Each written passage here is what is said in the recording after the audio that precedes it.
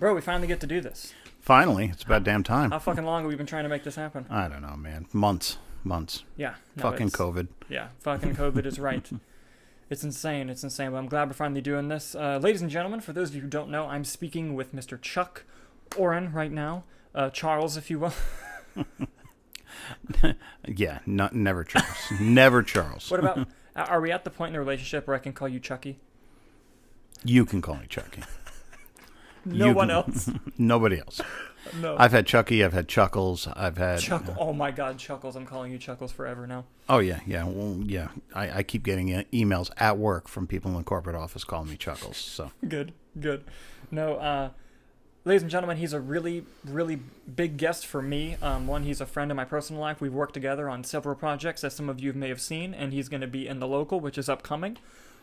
He's also just had a long, insane career, not only in the film industry, but he was a detective, he was in the Air Force, and you were in, like, pro wrestling at some point, right? Pro wrestling, I had a radio show, Paranormal Investigations. Yeah, fucking, just... What hasn't this person done is basically what I'm getting at. Now, obviously, we're the movie night, so it's going to be mostly movie-related stuff, but I do want him, and I want you to kind of give a little background into all your different careers, maybe some stories here and there, but we're going to make it all relative to movies, don't you worry, audience. But first things first, we're going to start...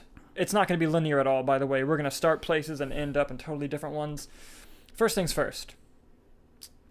What is because I love the theatrical movie-going experience. To me, there's nothing else like it. I always get scared in these uncertain times because a lot of it is this or that.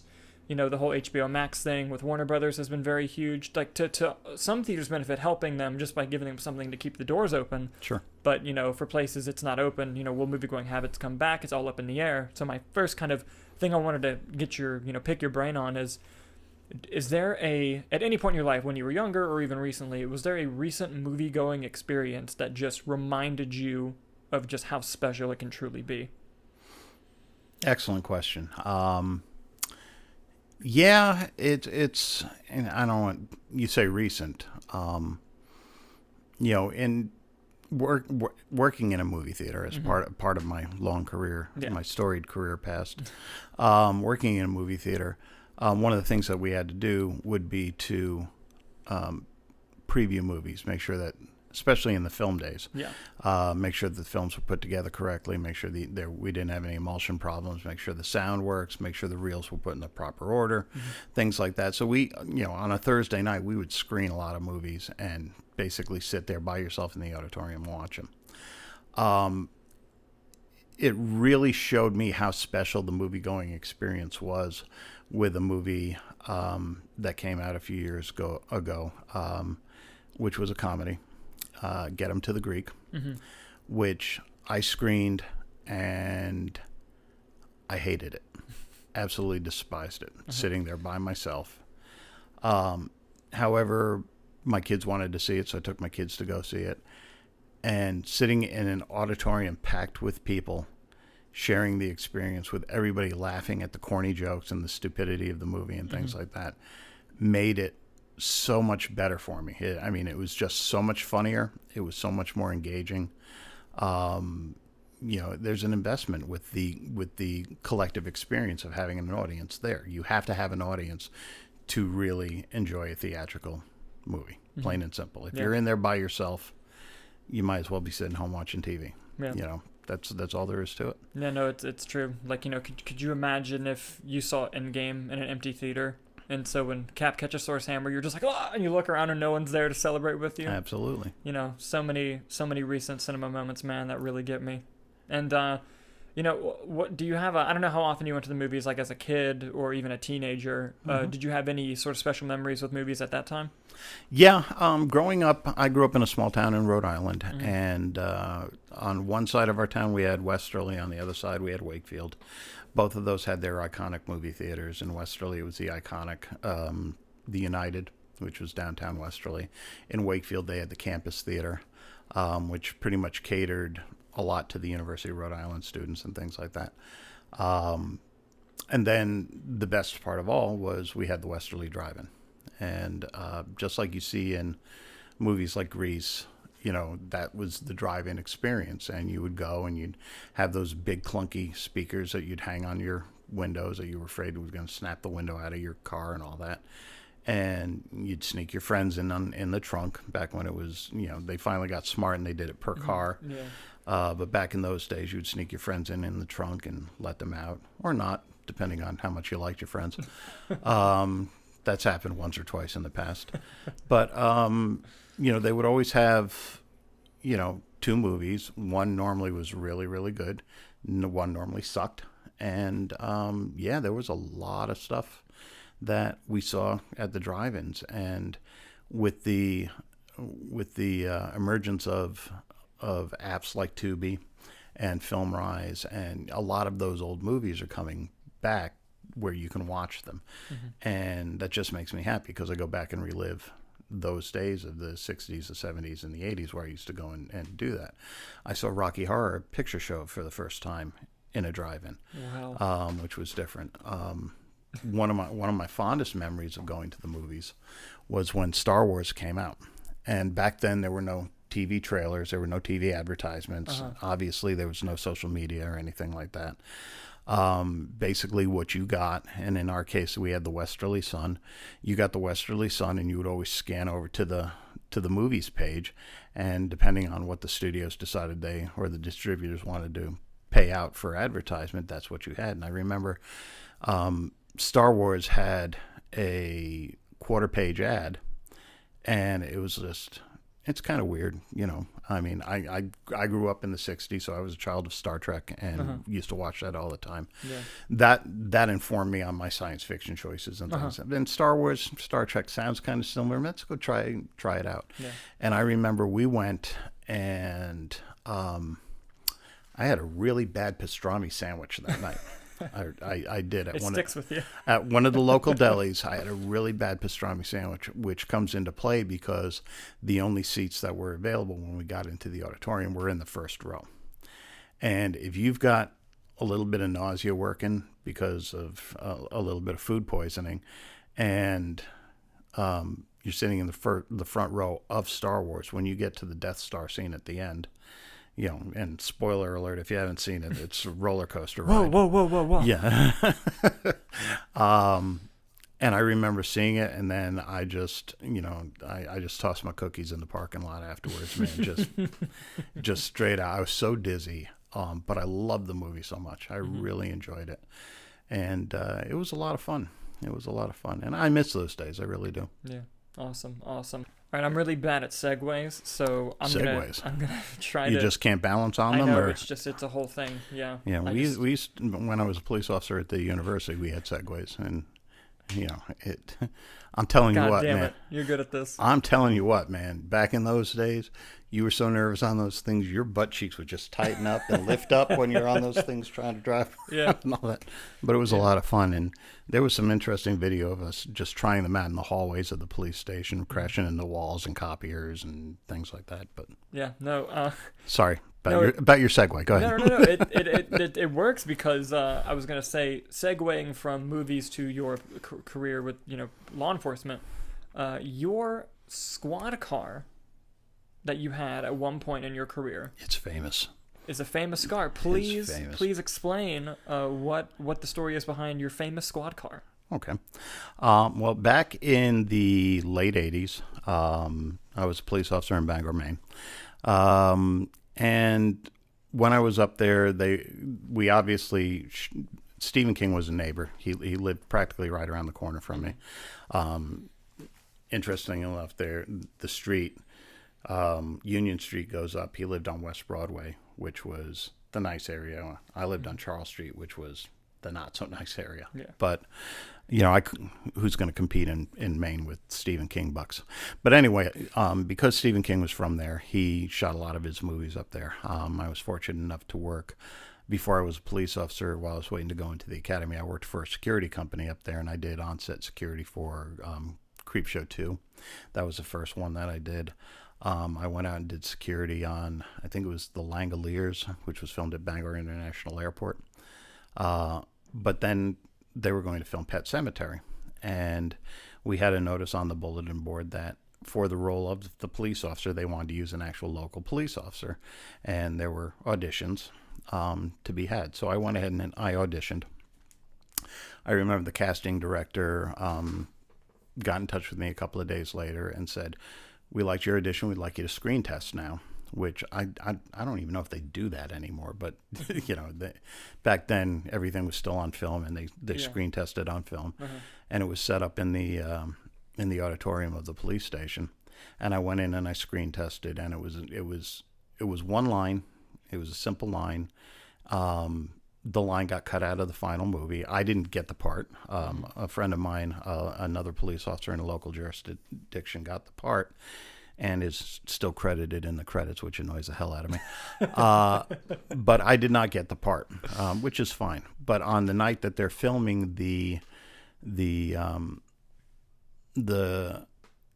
where he's digging up his son Gage in the cemetery.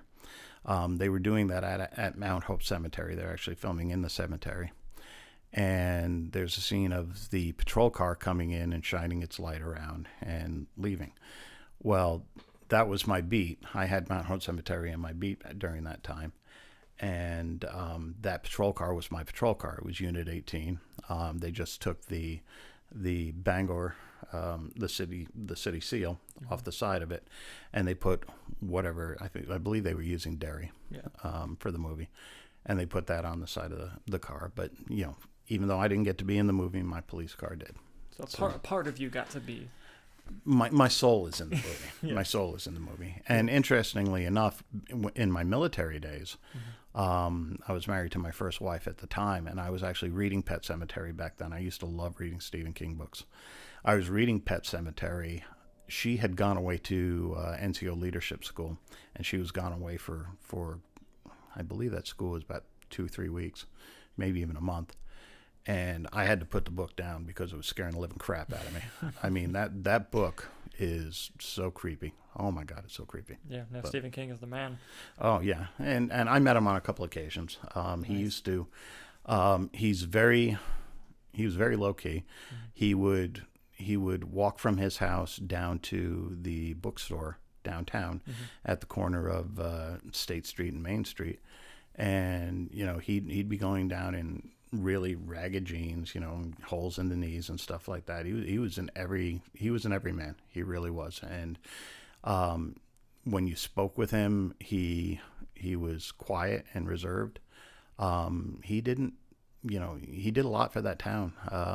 Looking back years afterwards, in some of the parts of the town that were underutilized due to the economic conditions of that part of the town, he built like ball fields for the kids and stuff, and he's done a lot for them up there. Very, very cool guy. Yeah, no, that's awesome. Go ahead and talk a little bit of just briefly about your time as in law enforcement, and just if you have any fun stories that you want to share about that time. And I know that it's not all fun and glamour. There's a lot of serious stuff that goes on there, but it's in reflecting. And also, if you want to tie it into movies, reflect how, stuff you deal with in real life and how different or inaccurate it is to, Hollywood police. And if there's ever like a Hollywood movie that was surprisingly accurate, you can share that as well. I'm sure they would be interested in knowing. Well, I just a quick little bit of backstory, because I'm so old, I got a lot of stuff to talk about there. But growing up in my small town in Rhode Island, Charlestown, Rhode Island, my family was very big into volunteerism, and my dad was chief engineer of the volunteer fire department. He was the president of the Charlestown Ambulance Service, which is now Charlestown Ambulance and Rescue. I think that's their current name. And he was very, very big in the community. He ran for office a few times and things like that. My dad was my hero, so I wanted to get into those things also. So I began first as a junior firefighter, which was, I believe, the ages from 12 to 18. You were a junior firefighter. You could fight brush fires. You can drive. You can ride on the fire truck. You could participate in drills. You can do those kinds of things. So I did that for a long time. Then I took a first aid course. And since my dad was a mucky muck in the ambulance service and stuff, I got to ride on his crew. Then when I was 14 years old, one of the ambulance crew members, we had a grant, and one of the ambulance crew members, he got hit by a fire truck. The fire truck backed into him, and it broke his legs, and he couldn't go to EMT school. And we had a grant for EMT school. Wow. And it was a use it or lose it type of thing, and so they threw me into that. So here I am, 14, going to Rhode Island Junior College, taking my first college course, and it's to become an EMT. And I got an A in the course. Almost got certified. Then we had to go to the State House and fight for it, because at that time the law said that you had to be a minimum of 16 years old to be certified. Yeah. They agreed that, I passed all the tests, I passed all the licensing requirements and stuff. So I got my EMT certificate and license, and I became a full member of the crew from that point on. And I kind of wanted to do that with my life. And then I just decided, I want to do something else. So I met with a recruiter. We talked about my options. I took the Armed Services Vocational Aptitude Battery and scored very high in a whole bunch of different areas. And I settled on becoming a police officer. So I went into the Air Force as a police officer. I had a guaranteed job, went through basic training, took a whole bunch of tests in basic training. They tried to put me into some higher or where there was more need, but I was pretty much set on that. So I did 6 years in the military as a police officer. I worked in administration. I worked on the road. I got on the SWAT team. The EST team is what it's called in the Air Force. I got on the EST team. Then I became an EST team leader. Then I became an EST team instructor, and I got to do that stuff. I got to go to a whole bunch of different schools for instructor stuff. So it was good. I was much more svelte back then. I was not a big guy like I am now, but I was getting into the point where I was working out a lot, and the Air Force has very, very strict height and weight restrictions. Yeah. And at that time, where I started out going into the Air Force at 176 pounds going in. Wow. Here I am 6 years later, and I have very little body fat, but I'm up around 205, 210. Wow. And the Air Force said I could weigh as much as 189. And I had commanders who were, they would do nomograms and basically measure the fat content on your bicep and on your waist and stuff. And they would always sign off and give me a waiver. And then I had one commander that didn't want to give waivers for that kind of thing. So my Air Force career was over and done with. In the military, I had met my first wife, went to Bangor, Maine, where she was from, got on the police department up there, enjoyed my time there. I eventually, after a couple of years, I took a position as a court officer, which I would appear at arraignments in the morning in district court, which was right around the corner from the police station, and basically appear for the officers, get them set up for trial dates and things like that, and bring that back and give everybody their trial dates, which gave me a firm set schedule. Started early in the morning reviewing for the cases from the night before, grabbing the probable cause statements, getting ready to go down there, meet with the state attorney, go through the docket, see what we had to go through and do that kind of thing. But that left me a lot of time at night. And I was going through a divorce with my first wife. I needed extra cash because I had child support payments to pay. And I found a job with a TV station. Started out in master control, which was interesting. I got to shoot the news, work master control for the news, and then plug in commercials, local commercials into all that stuff. My hours changed at the police station, and I couldn't do master control anymore. So the news director at the station, asked me if I wanted to become a shooter and become a videographer. I said, sure, I like working here. Give me something to do. And I did that for a while, primarily doing sports with the sports director, Tim Throckmorton. But I would do news stories too, covering town council meetings and things like that, and knew nothing about video cameras. I had to learn on the go and all that. Yeah. But it was interesting. It was a lot of fun, and it was back in the day where you had to wear a belt with batteries all the way around it and stuff, and Yeah. it's heavy as fuck. Jesus Christ. And trudging through the snow with that crap, and the camera was heavy, and you know, It's a workout. It was back then especially it was really bad. Decided to move to Florida. So I left that job up there, came to Florida. Had a couple of odd jobs while I was waiting to get on a police department, and got on with Pompano Beach Police Department in a civilian position, and did that for a while. And then somebody mentioned that Florida Atlantic University, I'm sorry, that was Maine.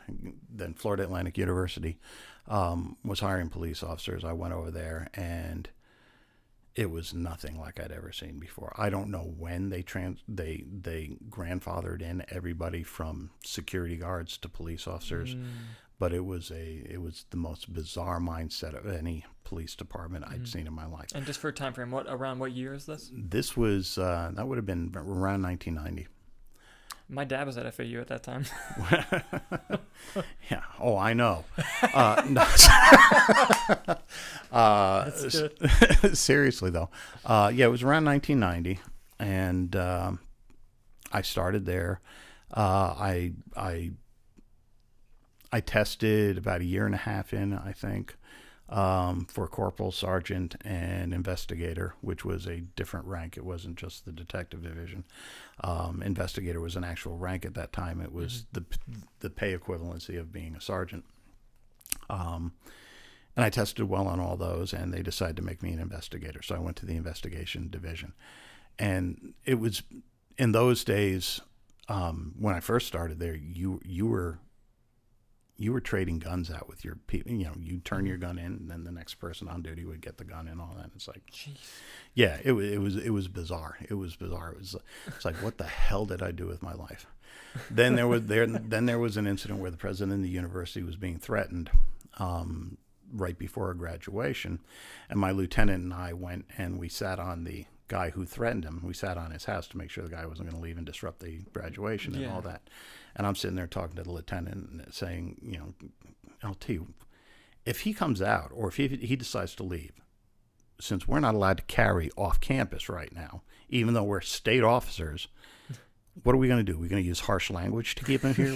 I mean, you know, I'm you know, you tackle him around the knees, I'll sit on his head until it's over and done with. What are we going to do? And the president of the university realized that, and then, you know, we reported to the president of the university. I got to know him pretty well. It was Anthony Catanese back then, and you know, we were friendly. I wouldn't say we were friends, but we were friendly. He knew me by name, you know, which is saying something back in those days. Because my chief, it used to piss my chief off, and he's like, "Why the hell is he calling you Chuck?" And he calls me Chief Connor all the time. You know, it's like, Chief, we know each other. It's all right. Don't worry about it. But then, you know, eventually it grew, and we professionalized the department. I had one of the lieutenants there. She was my sergeant for a while. Then she became lieutenant. She eventually became the chief. She was a former police officer up in Pennsylvania. So she had the creds to do what she needed to do. And the one of the lieutenants was a former Boca Raton police officer. So we were trying to get rid of the security idea of the job and make it more police involved. And I had a partner who was very gung-ho. He used to work for Hialeah Police Department. He worked for, I think, Pahokee Police Department and a couple of places. And we got to do a lot of things. And we actually started doing investigations, and we started doing, you know, our presence was known. We were part of the gang task force. We were part of the motor vehicle task force. My partner and I, we became part of the law enforcement against child harm task force. You know, he was brilliant with computers. As a matter of fact, he went on and started working for the Attorney General's office, helping to prosecute child pornography cases and computer cases and things like that. And we started professionalizing the department. I got promoted to lieutenant. I worked in various divisions. I was lieutenant in charge of patrol. I was lieutenant in charge of Homeland Security. This is after 9/11, where Homeland Security became to the forefront, especially since the 9/11 hijackers were using the computers at FAU to communicate. Yeah. Mm-hmm. So we were part of that task force. I was part of a task force where we investigated a professor who was importing children from Honduras for sex. Wow. I was actually detached to customs for a while working that case. So we were getting a name for ourselves. Yeah. But part of my duties as a lieutenant was also working with the off-duty details. Mm-hmm. I ran the off-duty detail board. And because of that, I got to meet a lot of celebrities. I got to work with a lot of celebrities. One of the celebrities I worked with was, there was a show one night with Pauly Shore was the headliner, and David Alan Grier was the opener. Pauly had gotten there early. Mm-hmm. I'm doing backstage security, so I can have some mobility and keep an eye on things. Mm-hmm. He comes in, introduces himself, super nice guy. I show him to his green room, and he's like, look, I don't want anybody to bother me before the show. I'm just going to go. I'm going to relax, chill out for a little bit. Especially David Alan Grier. If he shows up, keep him the fuck away from me. He says, we did that stupid ass movie, in the Army now together, and, we just don't see eye to eye, and I don't know why we keep getting booked together. Just keep him away from me. Cool, no problem. Crazy. So he goes into the room. About 45 minutes later, David Alan Grier shows up. He comes in, and he's very, very nice guy. Super, super nice guy. He comes in because he used to do that. Was a Blind Melon Chitlin character, so he came in with his guitar and all that. And he comes in, I show him to his green room. I'm saying, anything you need, just let me know. I'll get in touch with somebody. We'll get it taken care of for you. He said, yeah, no problem. He says, well, is Pauly here yet? I said, yeah, he's here. He said he didn't want to be disturbed, but yeah, he's here. It's like, really? Okay. Which room is his? I said, well, it's the one down there, but, don't, he doesn't want to be disturbed. So he just marches past me, and he goes down there, and he starts pounding on Pauly's door, and I'm going, oh shit, Yeah. Pauly opens the door. They start yelling at each other, calling each other names, doing this. Oh my God! And I'm like, oh my God, who's not going on tonight? First one that throws a punch is not going on tonight. Yeah. And it just freaked me out. And they got to a point where I think they could tell that I was in distress, trying to figure out how I'm going to handle this. Yeah. And then they just looked at me, and they just started laughing, threw their arms around each other, and just said, yeah, we got you. No fucking way. Oh, you little fuckers. Like, oh my God. That was good. Dude, that was good. They planned that shit like the whole trip. Yeah, and I'm like, and I'm telling you what, I've seen your movies. I didn't think your acting was that good. Okay. And they're laughing, and it was really, really cool. So David goes on stage first, and he goes up on stage, and he says, hey, just want you guys to know, you guys got one of the coolest police officers here I've ever met before in my life. Come on out here and take a bow. He said, Chuck, come on out here. And I came out and I took a bow, and it was like, cool. So that was really, really nice of him to do that. Mm-hmm. So Pauly comes out, and he's getting ready to perform. And he comes out, and he says, hey, I want to use you for a spot, for a sketch, real quick, just a small sketch. Yeah. I said, okay, cool. What do you want to do? He says, I don't want you to do anything you're not uncomfortable with. But, you ever seen boxers when they go to the ring, they got the hood up and they got their arms on the shoulders and they're doing that shuffle walk on up there and all that. He says, I want to do that with you. I want you to lead me up onto the stage. I'm going to have my little hoodie up over my head. I've got pictures of this at home. And he's got the hoodie over his head, and we shuffle up onto the stage. And he says, we're going to do a little bit, before we went on, he says, we're going to do a little bit of improv. Just follow along with me. He says, here. And he hands me a lighter. And it's like, okay, no problem. So we go up on stage, and we're up there. And he places me, he puts me next to him. I think I was to his right, if I remember correctly. And he acts like he takes some stuff out of his pocket, and he starts rolling a joint. And he just, he does the whole thing, he licks it, seals it, and all that stuff. And, and he's like, he turns to me, he says, hit me. And I just hit the lighter, and and he just does one of these things. Yeah. And he's standing there, and here I am in full uniform, police officer standing here with him smoking an imaginary joint. Yeah. And he turns to me and he goes, and I'm like,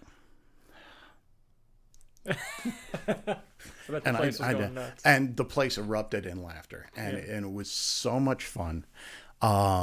And after that, you know, he just said, you know, everybody, Chuck Aurin, thank you. And I walked off stage. To this day, there are people in that audience who swear to God that he lit up a real joint up there and that I was smoking dope with him. The president of the university, Anthony Cantonese, Tony was in the first row, and he's like looking at me and he I saw him about a week later at some function, and he's like, why would you act like you were smoking a joint with Pauly Shore? I said, A, it was funny. He says, yeah, but don't you think it was inappropriate? I said, Mr. President, let me just explain something to you. 2 weeks ago at homecoming, you were on stage in a coconut bra and a grass skirt, and I don't think that's appropriate for the president of the university. And he says, you're right. You got me. So point made. But anyway, just being in front of that audience, and you know, the audience just roaring and stuff. I'd only had one experience performing live before like that, and that was during the bicentennial, 1976, the 200th anniversary of the country. The Historical Society did a little play, and I was 15 years old at the time, and I played a farmer, and my best friend was a farmer. We were arguing over a cow in court in one of the old churches, nice. Which was fun. And I enjoyed it back then. I said, this is something I want to do. And I had the failed, I don't want to say failed, but they went in a different direction for the screen test for Pet Sematary and all that. And then now I'm up on stage again, and it just sparked something in me. It's like, I want to start performing again. I really, really do. And I started working with the program board, and I got to meet so many cool people over the years working there. Kathy Griffin, Eddie Griffin, a couple of the Wayans brothers, Dr. Phil, you know, Jerry Stiller and his wife Ann Mira. Oh, wow. Yeah. I didn't know that Jackie Mason. Jackie Mason, I worked with him twice. I did security for him twice. Bobcat Goldthwait, Howie Mandel, and Collective Soul, and Outkast, and you know, a bunch of different bands over the years. Ludacris. So I got to meet all these people, and it's like, you know, this is kind of life that, you know, I want to emulate, I want to do. And there was a political function that I think, if I'm not mistaken, I think they were supporting John Kerry. Okay. And Michael Moore was running the rally. Yeah. Roseanne Barr was there. Okay. And the Goo Goo Dolls performed. Okay. And my son came with me, and he was helping set up barricades and stuff and running the gate. One of my favorite memories is my son saying to Roseanne Barr, you know, I want an autograph, please. Can I have an autograph? And she's like, sure, honey, I'll give you an autograph. And she says, what do you want signed? And he's like, I don't know. And he picked up his shirt. and I think he was like 16, 17 at the time. And she just busted out laughing. She said, honey, you just made my day. And she signed his chest, so nice. Which was great. Yeah. She was a very, very, very nice lady. And, you know, it was just experiences like that. Over time, I mean, I could tell you Kathy Griffin's story off the air, you know, but you know, I had a crush on her back in the day. I had a real big crush on her back in the day. But she was very, very sweet, very, very nice. So I got to do all that stuff. Then I left FAU. I was promoted to captain.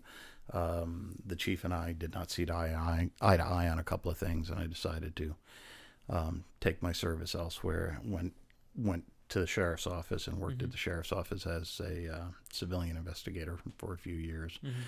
The economy dropped out of South Florida. Houses were being foreclosed left and right. There was no money to be had. Budgets were being cut, and the sheriff decided that he could replace his civilians with cops, because he can't get rid of cops that easily. Civilians, you're at the will of the sheriff. Yeah. I got my walking papers, and I was working at a movie theater part-time. And that's where I went. And then I met this young lady a few years later. She was very, very big into social media, and she introduced me to Twitter. Okay. Back then. And I want, sure, I'll do Twitter. No problem. And one of the things that I had found was Actors Info Booth, which was a website primarily for South Florida, but it had auditions, it had things like that. And they were looking for extras for a movie that was shooting down there. I forget what the working title of the movie was, but it turned out to be Goldberg P.I. Okay. Which starred Jackie Mason, and also had Davy Jones from the Monkees was in the movie. Yeah. Mario Cantone was in the movie. Lynn Shay from the Insidious movies. She was in the movie. And I got booked for like 3 days where I played a plastic surgeon at a plastic surgery convention. Jackie Mason is a private investigator. He's trying to investigate this crime that's going on there. And I actually had some really good scenes with Lynn and Mario Cantone and Jackie, where I didn't really interact with them, but it was a small bar. Yeah. I'm on one side of the bar. Jackie's here, Lynn's here, Mario Cantone's the bartender. Yeah. Mario Cantone, hilarious guy, but so serious in between takes. Really? Lynn was adorable. She was so sweet and so nice. I never knew that you met her. Yeah. She was great? Yeah. We were talking about it at that time. I had an AM radio show on a station in West Palm Beach. It was called Supernatural Crossroads. And we talked about paranormal stuff because I was hilarious. I was a paranormal investigator. Yeah. And I was talking with her about that, and she said that one of the projects she was working on was a ghost story kind of thing. And I said, I would love to have you on my show sometime. Did you fucking interview her for your show? I did not. Dude, you blew it. I did not. She gave me the number for her agent, and we hit it off pretty well. And she told me she didn't tell me too much about the storyline. She just said that she's working on it. It's about ready to wrap and all that. And who knew it was going to blow up and become a series of movies. Yeah. But she was so sweet and so nice. And Jackie Mason was very, very cool. He did not remember me at all from the times I did security for him. Yeah. Which is okay. Yeah. But super nice guy. While I was there, I did a lot of networking we had a whole big room full of extras, like a banquet room full of extras for the thing, because it was a convention. Yeah. And we, that's when I found out that as long as you're not in the same demographic, the people there will help you as much as you can. If you're in the same demographic, you're competing with them. They do not want anything to do with They're going to be like, no, thank you. You're on your own, pal. So it was... So I met some people, and they got me in touch with some agencies and stuff, and through those contacts, I got booked for Burn Notice 3 times as a background player. I keep getting told to call it background player. It's not an extra. You're a background artist or a background player. It's like, okay. So I got to work. I got to work Burn Notice a few times. Got to meet our buddy there. He was actually very, very cool. He would have lunch with the extras, which was really, really neat. Bruce Campbell is who we're talking about. Yeah. And he was very cool, very, very polite, very, very engaging, super, super nice guy.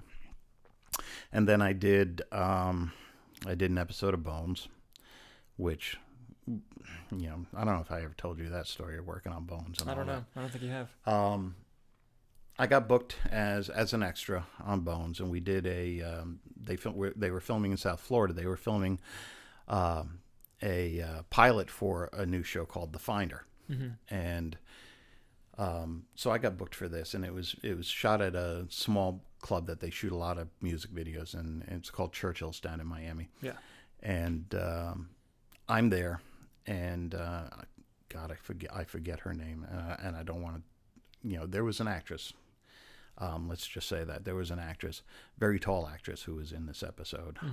She'd done a few movies, and she was walking by, and Churchill's is an old bar, and some of the floorboards have little, like knot holes that are missing and stuff.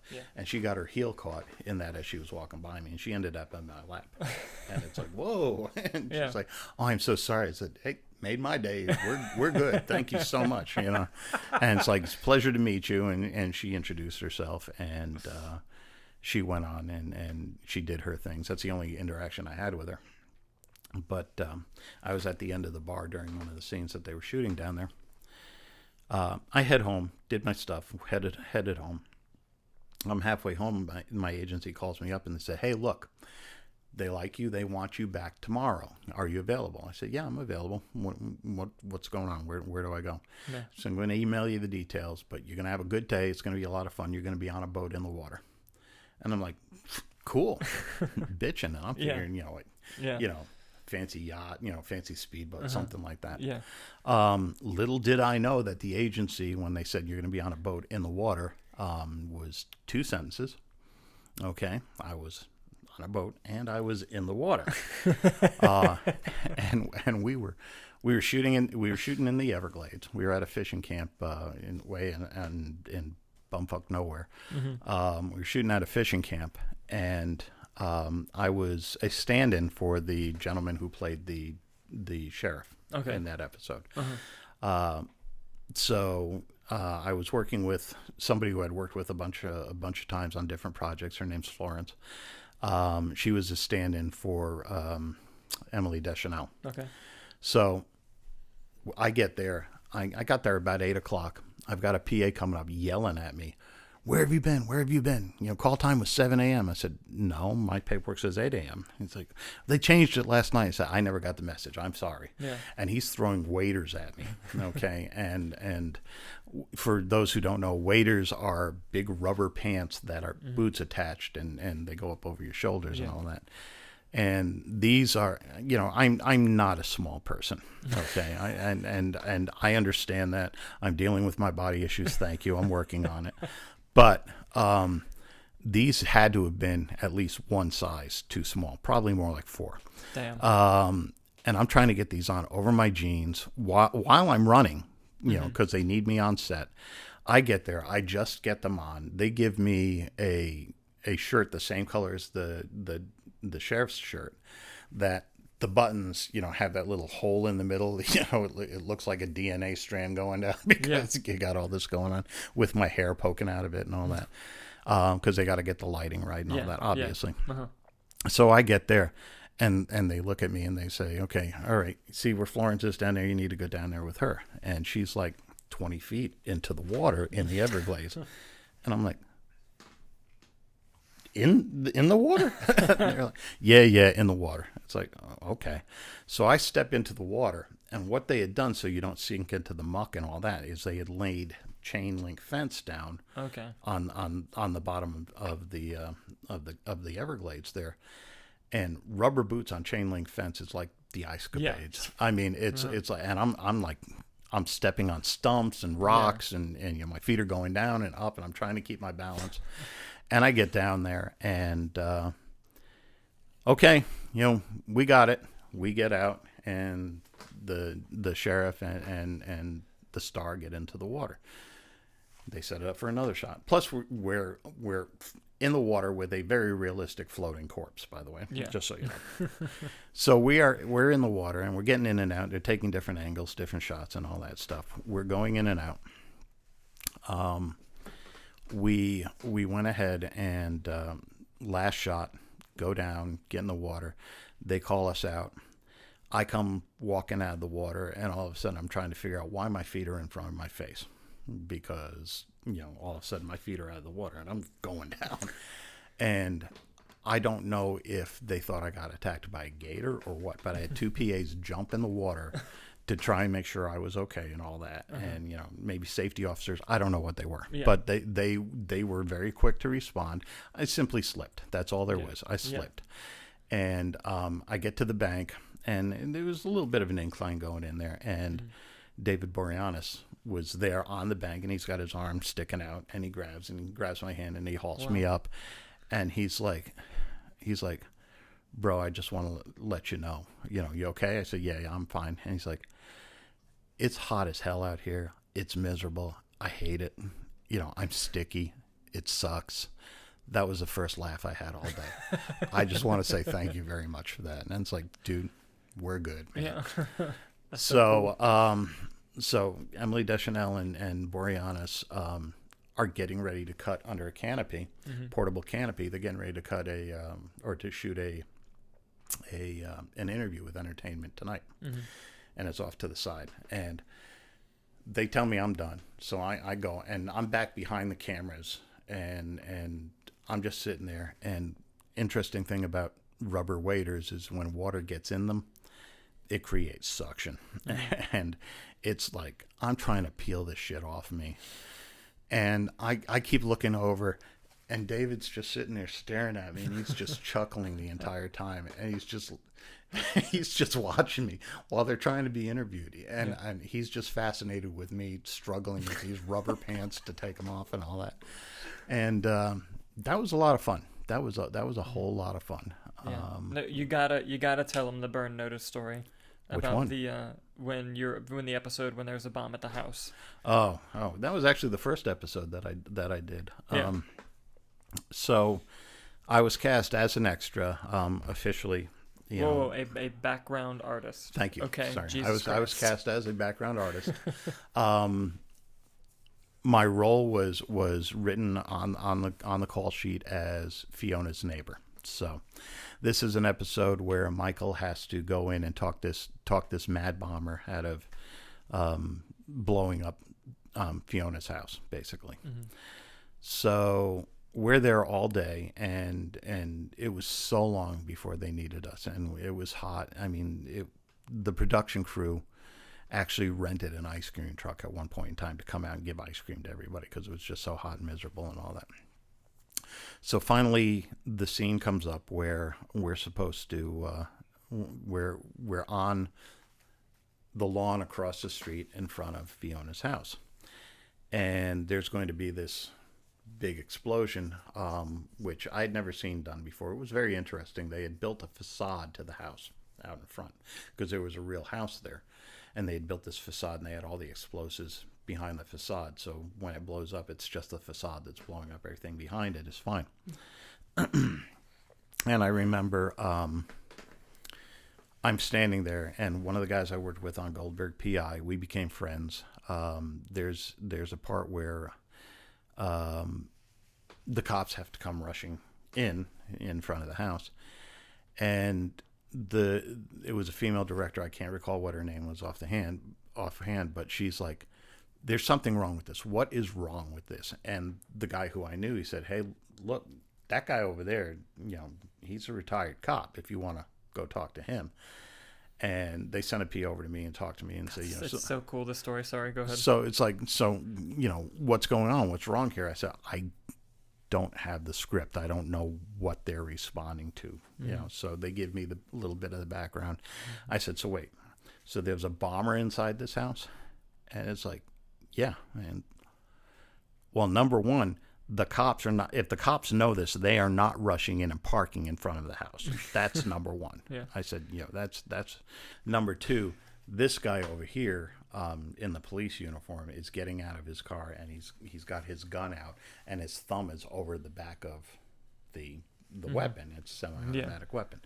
Not a good place for your thumb if you're going to fire that weapon. Just you can take out an eye that way. Yeah. Not to mention lose your thumb. And I, and this guy over here, he's standing behind a door. Doors don't offer much protection. From a bomb. If you got to be, if you want protection, you got to be behind the engine block of the car, wherever that is, and stuff. And we're going through it and all that. And I said, and they said, well, some of it's just TV show stuff. It's TV show stuff. We're shooting a TV. It's entertainment. We have to do this. Yeah. So we went ahead and they went ahead and did that. But later on, they tell me, just for that, you should have gotten, you should have put in for a credit for Tech Advisor or something. It's like, to tell him that the idiot's got his thumb over the back of the gun and that you don't drive up to the front of a house when there's a bomb about to go off. I said, I don't think I deserve it for that. But he says, I pulled up to the house and, and I'm putting in for a precision driver credit. It's like, all right, you do you, baby. I mean, I realize that many resumes are embellished, but, someday you won't have to back that up. And you put precision driver on your resume, you might have to back that up someday. Yeah. So anyway, the big scene comes up where they're going to blow up the house. Obviously, for safety purposes, they do not want us in front of the house when they're going to blow it up. Uh-huh. So the director gets up on, I don't remember what, I think she was standing on the back of a pickup truck, if I'm not mistaken. Uh-huh. And she's up there and she's telling all the extras. And we've got Fiona and Bruce Campbell and Colby, I forget what, Colby Bell, I think it is. Mm-hmm. They're standing there. And they're like...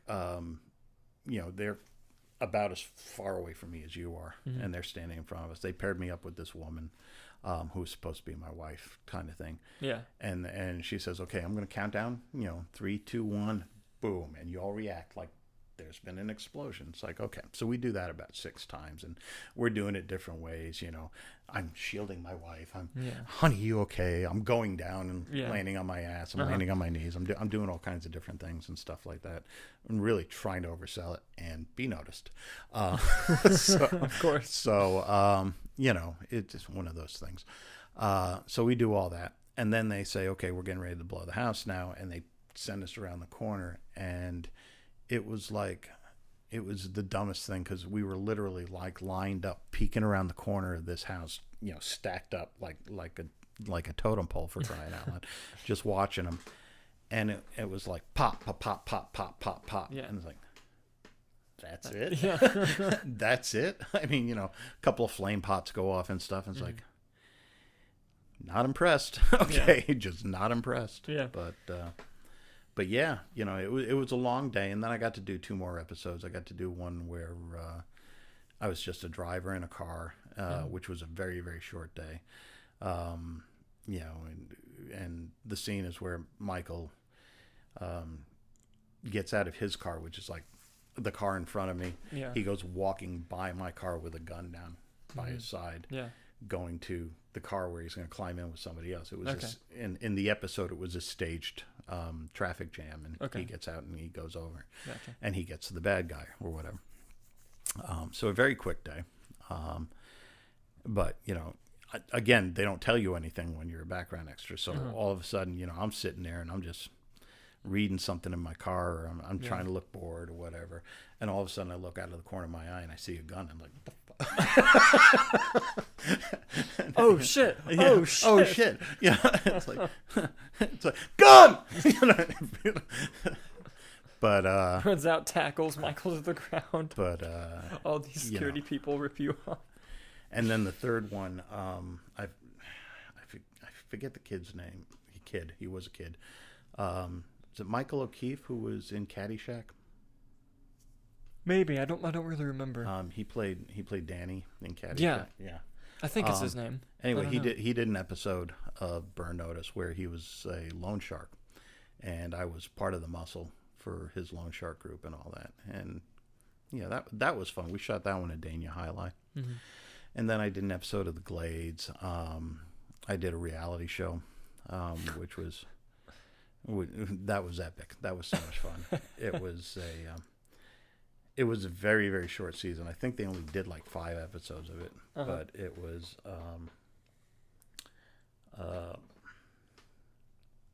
something like Big Brian, the estate seller, or something like that. Mm-hmm. I got a call from Thalia DaCosta, who used to be a VJ with MTV. Okay. She became a casting agent. I found this one on Craigslist. So I sent an email, say, hey, I'm interested in this. You got a reality show coming up. What you got? So she calls me up, and she's talking to me, and she says, here's the situation.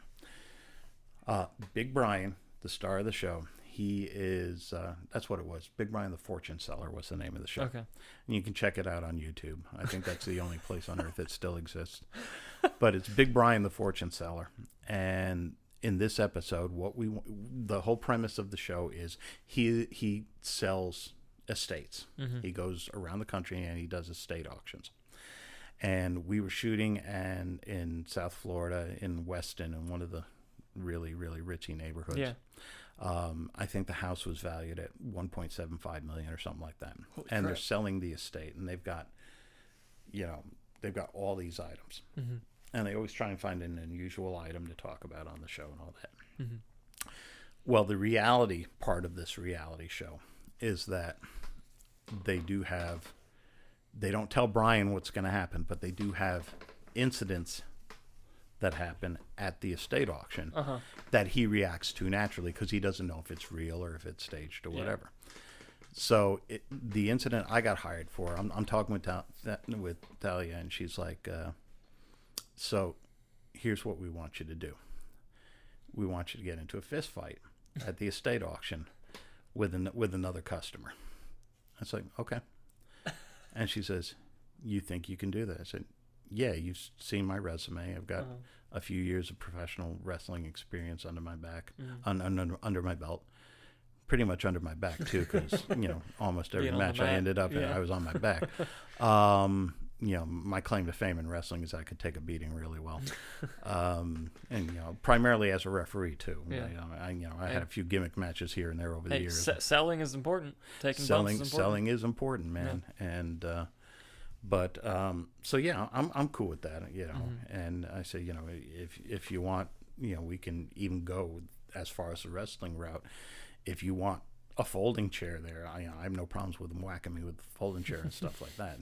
And she says, really? I said, okay, good. That's good to know. And she's like, I just have one question. You're really, really, you sound very sweet. You sound very, very nice. You're very soft-spoken. I really need you to, we're looking for somebody who's going to be very aggressive, be mean, and that kind of thing. And I'm like, look, Thalia, this is Thalia, right? Okay, listen. You called me. I didn't fucking call you. Okay? If you don't like what I have to offer, go elsewhere. It's fine. No skin off my back. You've just taken 15 minutes out of my life. I'm never going to get back again. Just go ahead and do what you got to do. Okay? And she's like, I'm sorry. I didn't say that we weren't interested. I said, no, that's me just being a little bit meaner. Okay? Being a little bit more aggressive. Yeah. She's like, oh, I thought you were really mad at me. I said, there you go. That's the point. there you go. Acting. Yeah. And so I got the part. She says, you got the part, no problem. And I had to go out there. Had to be there at 5 o'clock in the morning because they put us in a garage off to the side, like a shed. Yeah. And, they've got juice boxes and stuff, and some snacks, odd snacks. And it was one of the creepiest damn mornings. It was one of those low-hanging fogs. This is right on the edge of the Everglades. Yeah. So the fog was so thick you couldn't see 15 feet in front of your car. Damn. I'm driving, and this area is big on horseback riding and stuff. And there are motherfuckers out there riding horses in the fog, in the dark. They had no headlights on, nothing, and, you're driving out there. I get to the place. I get there, introduce myself to everybody. And I'm sitting there, and like, so where's the guy that I got to fight? Because I want to go over some things with him ahead of time. And she says, he's not here yet. So about 15 minutes later, the guy pulls up, and he gets out of the car, and I go and say, hey, you and I are going to be fighting. And he says, hang on. And he goes over to one of the assistants who's actually in the show, so I don't want to call her a PA, but goes over to her and says, I ain't fighting him. And it's like, dude, it's okay. Yeah. You can win. Yeah. It's fine. It's like, I know, I'm not fighting you. He said, you'll fucking kill me. And it's like, no, dude. We're not. No. So that went back and forth. Yeah. They're freaking out. And it's like, look, I can go home and go back to bed. It's still freaking early and stuff. And said, no, let's figure something out. So they called back up to Thalia. And I guess Thalia was friends with a young lady, and she grew up down here in South Florida, I guess. And she was friends with somebody. And they said, okay, here's what we're going to do. Instead of you fighting a guy, we've got a girl coming in. It's like, yeah. So no, we don't want you to fight her. We want you to have a domestic in the middle of the thing. And it's like, okay, cool. We can do this. That's okay. Yeah.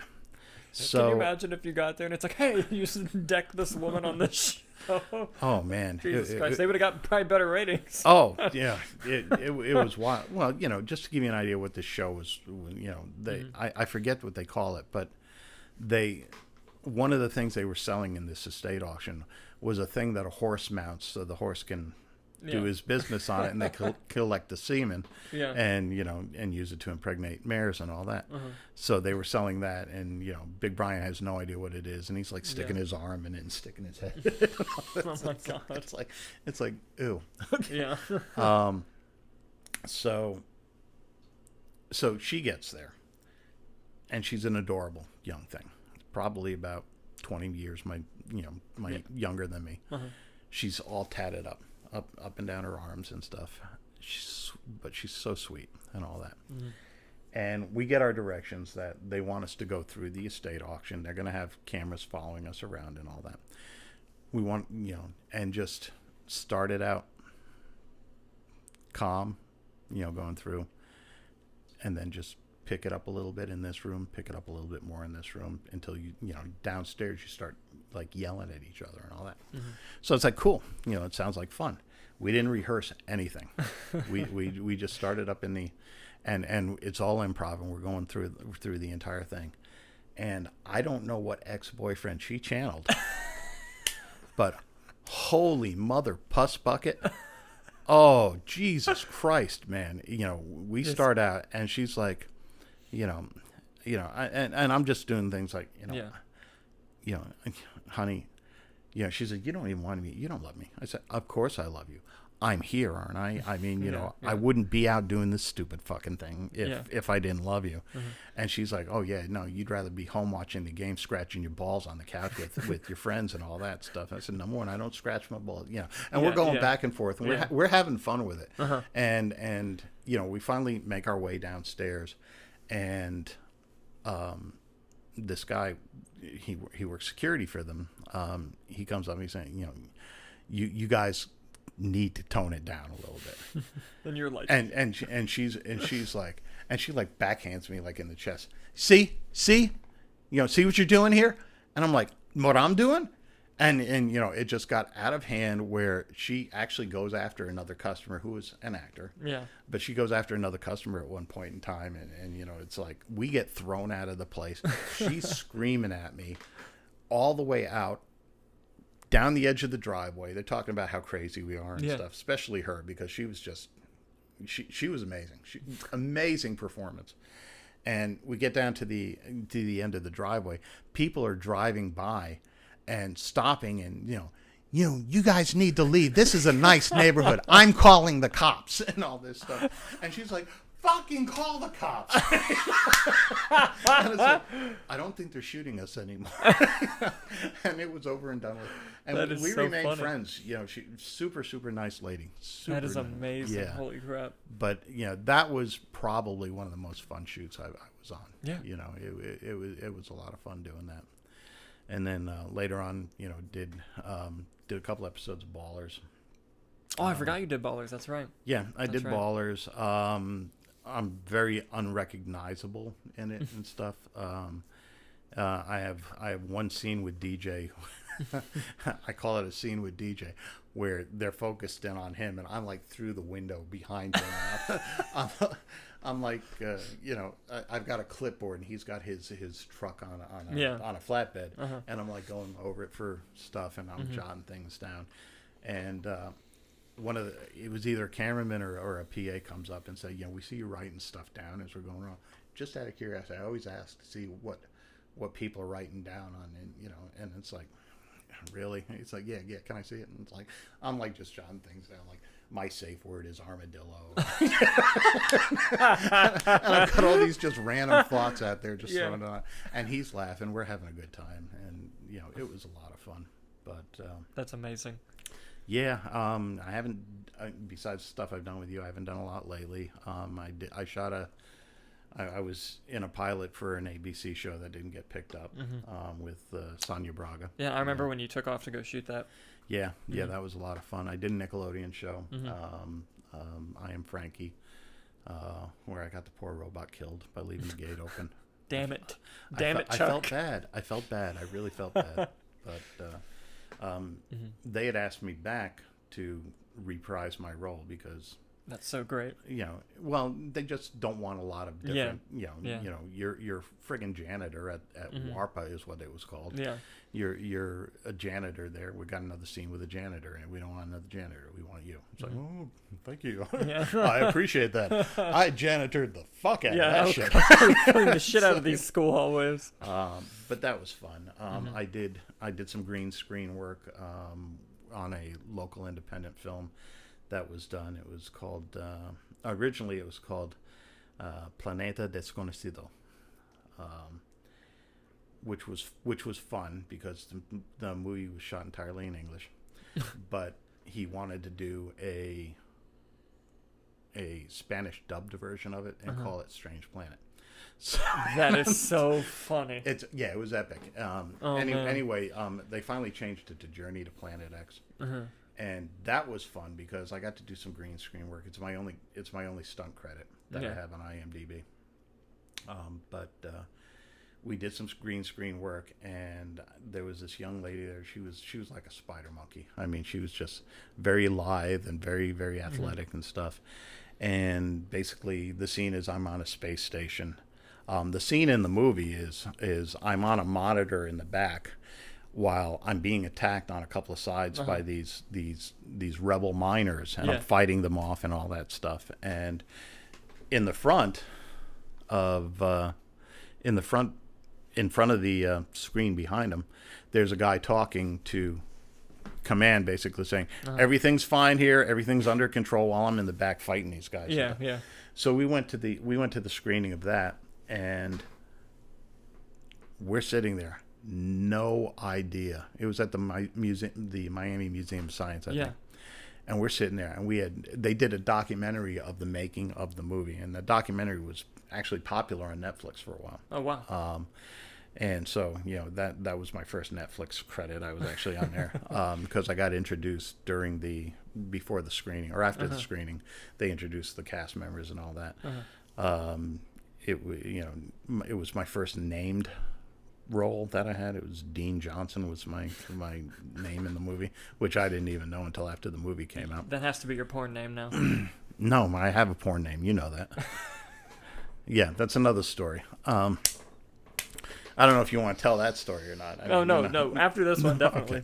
Okay. But we got there, and we were watching it, and it was my son and his girlfriend, my daughter, I think one of her friends was there, and me, and I can't remember if the girl I was seeing at the time was there, but we're sitting there, and the movie starts, and it's serious, and then it starts going, are we supposed to laugh at that? Yeah. Because that was kind of fucked up. and then it just went from serious, like to silliness. Yeah. And it was almost like From Dusk to Dawn, which was a crime caper at the beginning. Yeah. And turns into a horror movie at the end. Yeah. I mean, it was a lot of fun. Mm-hmm. And, God bless these guys. Both of the guys who made the movie work for the National Geodetic Survey or something like that. So they're scientists, and they just had a passion for filmmaking, sort of like some people I know. And they just wanted to make movies, and this was like the second or third movie that they did. And it was a lot of fun to do. It was really interesting. That's so awesome. So, here's a question for you. Sure. How did you come to work with that? What's his name? That Dalton Burdett guy? Oh my God! How'd you come to work with that asshole? I heard he's just a nightmare. Well, we got to the bottom of the stack of applications. No. You asshole. That was good. Well, obviously we met through work. Yeah. And we just hit it off. We started, I found out that you were interested in movies. I told you a little bit of my history and stuff, and we just hit it off. And we got to work on that wonderful little movie, Long Hard Day, which was so much fun to do. I will say that's one of the funnest shoots I've ever been a part of. But man, I'm so disappointed in that movie. Why are you disappointed in it? Because the thing that helped it is a lot of people who've watched it have told me that like it's really funny, but you don't like anything that you make because of just how often we are our own worst critics. You're editing and you're watching it over and over. Like it means nothing to you by the time it's done. So that was already the case, but the idea behind like what it was supposed to be versus what came out, and it's no one's fault except mine. Like I'm the director, and it was just a nightmare to make, and it was my first time like where a set didn't go like as planned, and just trying to put everything together. You mean the year before we started and we finished it type thing? Yeah. And it was just it took like a year to make. That's right. We had to reshoot your whole thing, but like it was just nuts. Like that movie should not have taken that long to make, and just I learned a lot from it, so I'm grateful for it. But because the whole idea was what we were trying to do was. One guy's having the worst day of his life, but the other guy's depressed. And it's showing the oppositeness of what having one bad day is like versus someone who feels like they've never had a good day. Right. So it was going to be that theme with the boner comedy, and it didn't play through as much as I wanted it to. It's not obvious. Like you probably didn't know that until I've said that, and then you can go back and be like, oh, I kind of see where they tried to fucking do that. No, I could see that. And it's just. And like honestly, no pun intended, the boner was just too big to get around. I mean, it was. No, but half of the script isn't even in the thing. And I love improv. But Well, you were very generous too. I mean, you said do it like the script, and then we'll play with it. Yeah. And have But like, and when I say like have it wasn't like the script, what I mean is there are entire sequences that were supposed to be different or supposed to like have relevance to continuing the story that just we couldn't do logistically just because of how a nightmare that was to shoot. And like, for example, my writing process is sometimes I'll just write something and then form something around it. Sure. The scene, like the short scene that I wrote that formed Long Hard Day around it, isn't even in the movie. And it's just like that's how much of like a backwards ass like trying to make. Honestly, it's crazy. It's as okay as it is. Like, just it was so insane. It was a lot of fun. It and really, really was. I will say though, shooting it after the first year, like when we started redoing it, it was so much fun. It was a lot of fun to shoot. Just the pre and the post nightmare. Well, I think what happened was you have a core of friends. Yeah. B, you have a core of talented friends who want to give you the best work that they can do, whether it's lighting, whether it's your film director, your director of photography. Yeah. Everybody wanted to do a really, really good job on that. And they wanted to have fun doing it. And you allowed that. You allowed them to have the freedom. You were never a tyrant. And, I'm not trying to blow smoke up your ass. It's just the way it is. You were never a tyrant. You knew what you wanted. You let us play. I am disappointed you didn't keep "Oh Sweet Baby Beyonce." That is my favorite. One of my favorite bloopers. Yeah. Yeah, that would. And I think. Even if just your friends, if you still have that footage, you need to put together a blooper reel and just share it. If I find and share it at parties. If I find it, I will.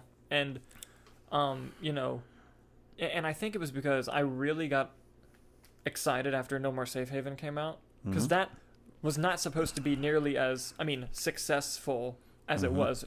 Successful not to anyone else, but to me, who had never made anything before, it did very well. And, I was very shocked by it, so I kind of was just like, all right, next thing. Yeah. And I think that was my mistake. Yeah. And honestly, I would love to do a feature version of Long Hard Day where I can fully explore everything I was trying to do and make it funny and make it emotional. But it's a lot of work and a lot of money that I don't have. Oh, absolutely. But absolutely. And then we got to work again on The Local. Again, a lot of fun. Which it's not out yet.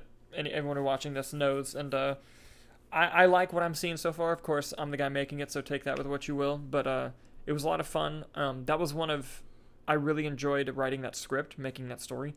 And I love your performance in it. And you're going to love your performance when you see it. And It was fun, but man, I was stressed that whole shoot. Dude, I was so freaking stressed. Not to turn it around about me, but somebody made this comment to me just by watching the trailer. Mm-hmm.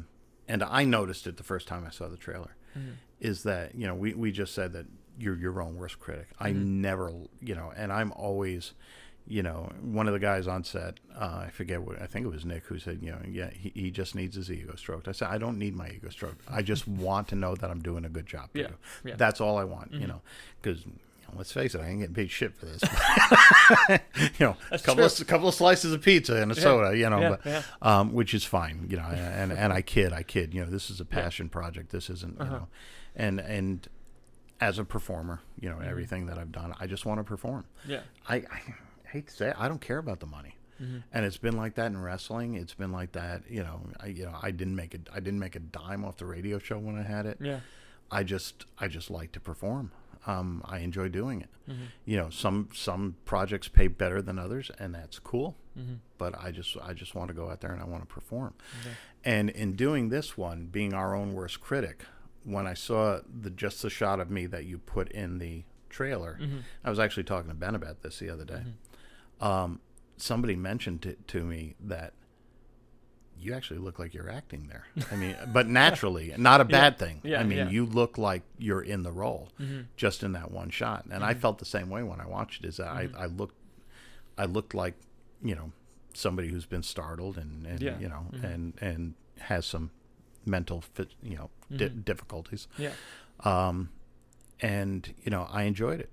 I mean, I enjoyed it.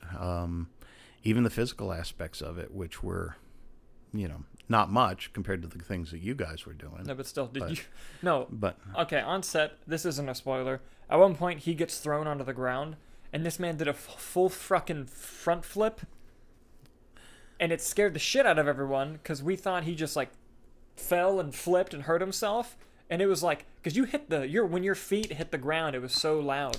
Yeah, because I missed the mat with my feet. Yeah, and no one saw like where you hit. So we heard that, and like I didn't even say cut. Everyone was just like, "Oh my God, Chuck, are you okay?" And it was just immediately like, he did not tell us he was gonna flip. The direction was fall down, and this man fucking flipped. Well, like, you know, I had two guys throwing me. Yeah. You know, it didn't make any sense to just fall down, and you know, and quite frankly, I can't do.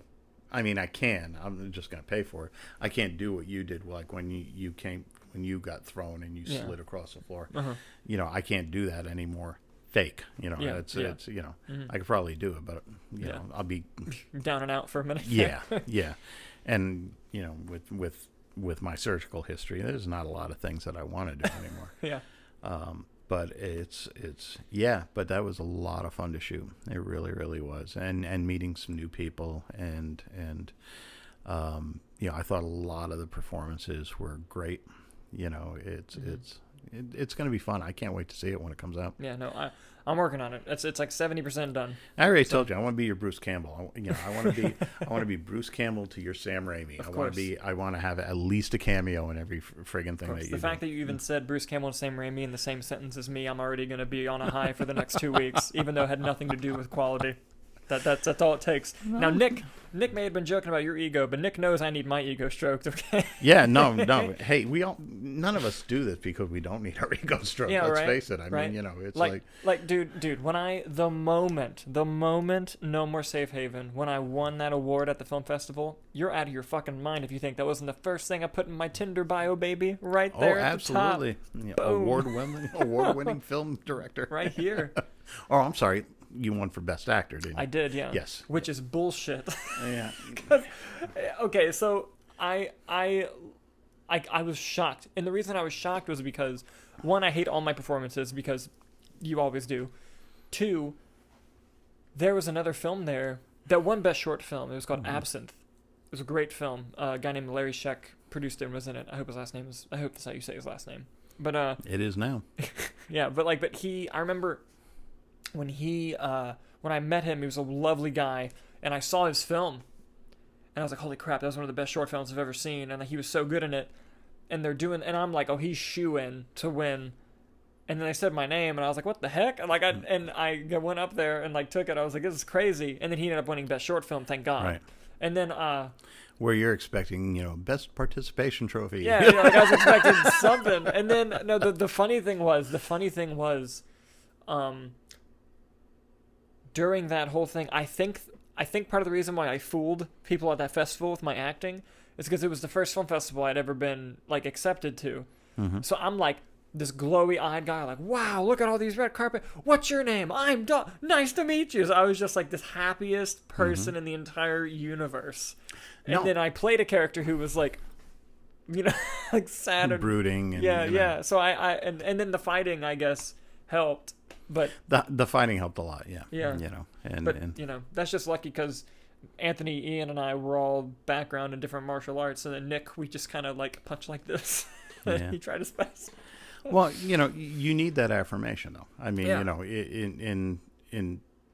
in comparison, going back to the professional wrestling and stuff. When I started in professional wrestling, it was, I thought it was going to be a one shot. Yeah. Okay.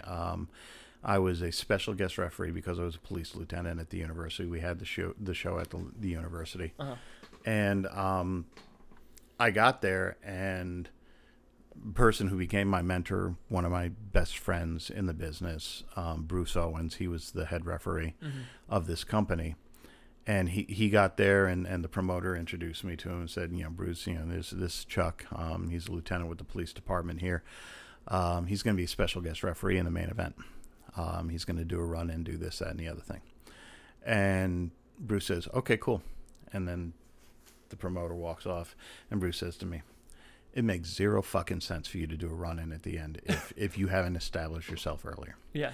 So you've got match 1, 4, and 7. I said, excuse me?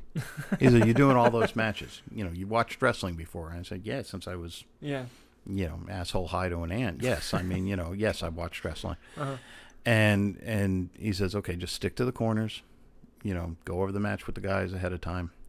And the first match that I had, that I participated in, was between the Vandals, and that's Ricky and Tommy Vandal, not their real names, that's their stage names, and Skull and Bones, known as the Crossbones, I think they were called back then. Mm-hmm. But it was Jarrell Clark, who went on to TNA and actually did really, really well in TNA wrestling, and Les Allier, who was a promoter here, and it's back to promoting. I work for him on some local shows now. But it was a comedy match. It was the very first match. It was a comedy match, and we had so much fun, and I let them play with me, and like one of them would slide out if I'm standing in the corner, because I was sticking to the corners like they told me to. Yeah. And he would like untie my shoes and try and tie it around the rope and stuff like that, and little things like that. And it was a comedy match, and it was a lot of fun.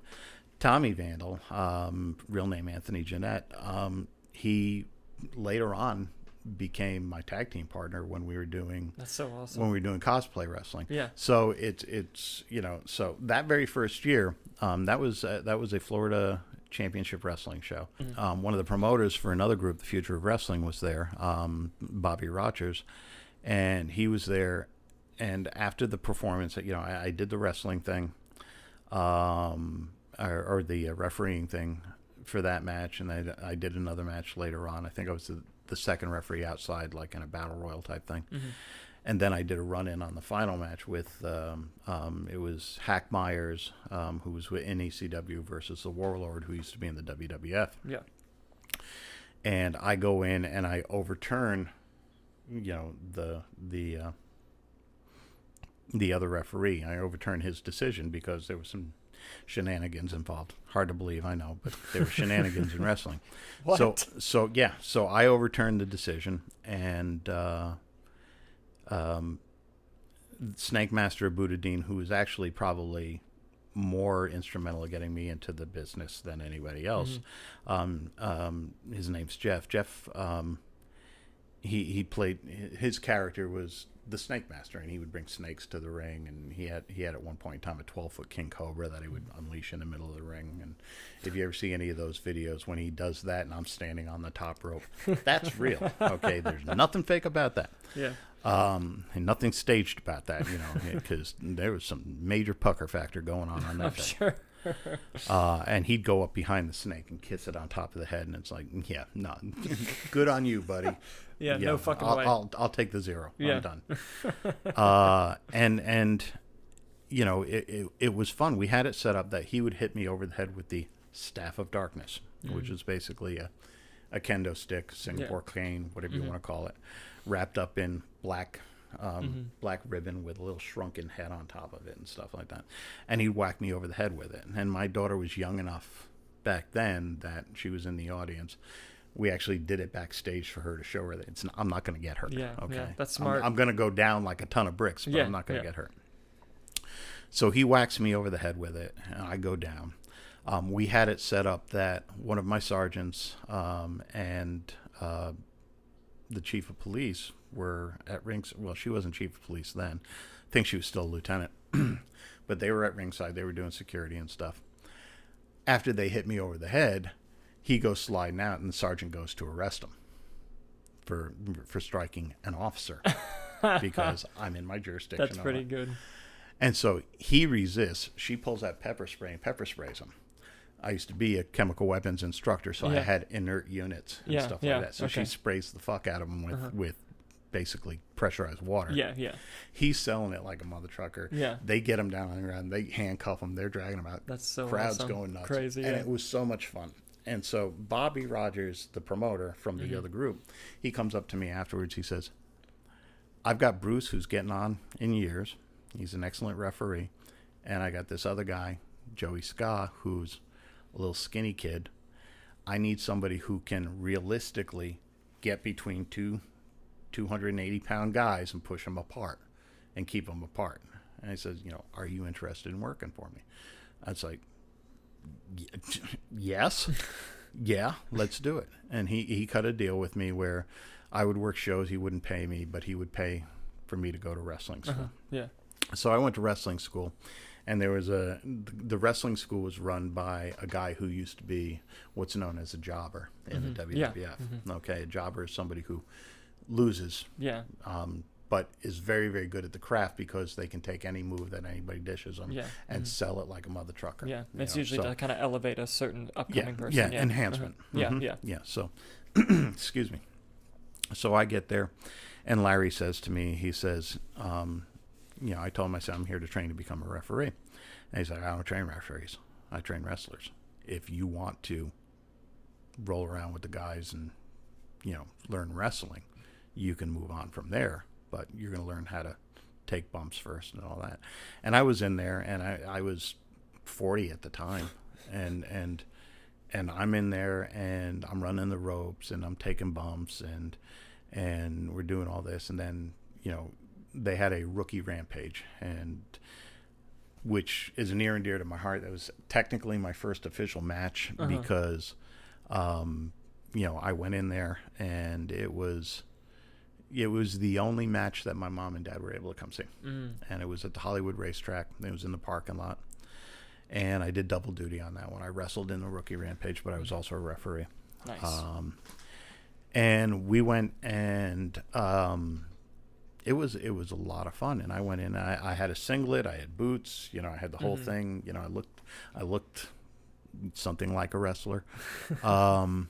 And it was very, very quick. It was, it was like Royal Rumble rules. Every 3 minutes somebody else goes in. Yeah. And I think I was the third person in, and I was in with Larry, and they threw me into, he kicked me. He kind of kicked me a little low, actually, because I got one of my testes in there, I think. Oh, man. But then they tossed me into the ropes. My big move is coming off with a double clothesline. Boom, that's it. And then they'll eliminate me. But it was fun. It was a lot of fun. Yeah. And then I had a couple of other small matches and all that. And then we did this one thing back at the university where Suicidal Tendencies had a match, and their manager, Lou Spector, had it in their contract that it was going to be a tag team match against Bobby Rogers. Bobby thought it was going to be, according to the storyline, he thought it was going to be a singles match against, I think, Dennis Allen. It's Dennis and Sean Alley. Sean Allen, they're known as Suicidal Tendencies. They said, "Nah, we fooled you. You have to have a tag team match. You have to have, you have till a count of 10 to find somebody to be your partner." So I was the referee, and it's like, referee, if that person isn't in the ring by the count of 10, he has to forfeit. And it's like, okay. I start the 10 count. 1, 2, and as I get to like 8.5, we had a wrestler named Punisher. Big pun, super big guy. Yeah. He came out. He actually did a few episodes of Burn Notice too. Nice. He comes out, and just as I count 10, he's starting to put his foot through the ring. He didn't make it in time. So I'm saying, nope, you can't be it. And and I escort him out of the ring, and I go back in the back. And Bobby's, they're like, you have to forfeit, or you have to fight both these guys at once, and all this stuff, and because you didn't have your partner in the ring at the count of 10. And Bobby's like, oh, contraire, but I did. And then he says, hit his music, and they start playing the theme to Cops, Bad Boys. And I come out with my slacks. I had to go in back, rip off my ref shirt, and put on an FOW shirt. And I came out, and I was his tag team partner, and that was my first tag team match. Did the crowd go nuts? I would have. And Dennis had worked for the WWF, so I'm like, I'm wrestling a guy who's in the WWF, and even though he had a couple of very small matches, it's like still. And I respected the hell out of these guys. I mean, they were, these two guys were, Sean Allen's, one of his original names was Tank, just to give you an idea of how he was built. Yeah. And Dirty Dennis Allen, he was one of the dirtiest guys in the game, kind of thing. Yeah. So I'm wrestling them. I didn't know what the fuck I was doing and stuff like that. And Sean's taking it to me. I mean, we're outside. He's slamming my head on the table and all this stuff. We're doing all this stuff. And he says to me, he slams me down on the ground. And he says, "Roll away." And he slams me down. He starts to climb the rope. He looks around, and I'm rolling. Afterwards, he says, "No, when I jump, you roll out of the way." It's like, oh, did not know that. Okay. And I forget how we won the match, but we won the match. And it's like, yeah, I got my first win. Cool. That's awesome. And then later on, I had so many enjoyable experiences in it. But that was the first year that I worked, and we had a Christmas party, and it was a fan vote for best tag team, best match, best wrestler, and stuff. And FOW was the shit back then. I mean, we had shows, that we had 3,500 people in the Davie Rodeo grounds for matches like Dusty Rhodes versus Terry Funk versus Abdullah the Butcher versus Kevin Sullivan. Wow. And Antonio Banks, who later on became MVP. He used to come and train, help train at the school, and he beat the shit out of me one night too. Like I said, my claim to fame in wrestling is I take a really good beating. Yeah. And I was not afraid to get color. Getting color in the business means you're not afraid to bleed. Yeah. A little piece of razor blade, and you just go real quick. And I wasn't afraid to be set on fire. I wasn't afraid to get body slammed on thumbtacks. I wasn't afraid to go over the top rope through a table, and all these things, that I was doing as a referee. Eventually, Tommy Vandal became the de facto owner or booker. I don't know if he was ever the full owner of FOW. FOW went away and went on hiatus for a variety of reasons for a little while, and then it came back, and they gave the book to Anthony to do. And Anthony, we had some success in ICW wrestling down in Miami, where we had this gimmick where I was his personal referee, and I would come to the ring and basically help him cheat. You know, yeah. if somebody was pinning him, it was 1, 2, Dude. ow. Is there a nail in there? You know, or, you know, drop a contact. Oh, where's my contact? Or, you know, stop and tie my shoe. And then when he's pinning somebody, it's, you know, type of thing. Yeah. You know, so I got several beatdowns through that and all that. And, you know, so we had a lot of success and a lot of fun on that. And, you know, they were cutting promos on me and they were cutting promos on him. And, it comes up that in another group, I think it was D1PW, Billy Fives, who had the utmost respect for in the business. Billy is one of the nicest guys, and if you're his friend, if he likes you, he is the sweetest. Well, I wouldn't say he's the sweetest, but you know he has your back. Let's put it that way. Yeah. And he always had my back. He's the kind of guy that, whether he was babyface or a heel, whether he's a good guy or bad guy, at the end of the match, if I was the referee in that match, he would DDT me, he would super kick me, he would punch me in the face, he'd do something. And it became a gimmick, you know, where his kids would show up. How's my dad going to beat you up tonight? Like, your dad's not good. He doesn't do that all the time. Yeah, he does. And it's like, you know, and and the fans came to expect it. Yeah. And it was a lot of fun. That's So anyway, funny. we had this angle that we were working, that Billy was getting ready to, you know, turn in his boots, you know, retire kind of thing. And they wanted to have a championship match against him. And they had a selection of 3 people. They had Tommy Vandal, Flex Magnum, or me. Fan votes. Turns out I won the vote. And I thought it was, you know, we had it set up that it was, regardless who won, I was going to wrestle him. Yeah. But I actually won. According to the promoter, I actually won. And so, you know, I had to go on YouTube, cut promos against him. He never cut a promo against me and all that. And we get there, and you got to know Billy. To know Billy is to love him or fear him, one of the two. That day, it was a little bit of both. Yeah. And, you know, we're in the back, and I was referee during the early part of the show, and we get back, and we're talking about the match. And it's like, you know, I said, so what are we doing? And he's like, oh, we'll figure it out there. I said, just one question. Am I getting color? He says, yeah, if you want to. So, cool. Obviously, I'm not winning this thing. Okay. But are you going to allow me to get any offense in? And he's like, you can try. And it's like, oh, shit. Fuck me, man. Yeah. So this is how the match went. So we go out there, and Billy and I are in the middle of the ring, and Billy is he's very muscular, very well built. He's a true shooter. In the wrestling parlance, means that he could take you down and stretch you and hurt you in a variety of different ways. Yeah. Legitimate tough guy. Super legitimate tough guy. And but he comes up to here on me, you know. So I'm standing there, and he's like, yeah, I just wanted to congratulate you for winning that vote. Good on you. And I was like, oh, great, thanks. He says, and he puts out his hand. Now, knowing what to expect, of course, I put out my hand, which he promptly kicks me in the balls as soon as he grabs my hand. I go down to my knees. As I'm on my knees, he hits me with a roundhouse kick. I go down. I start crawling over to the corner. He goes to paintbrush me, and my fault completely. Completely. I was in a bad position.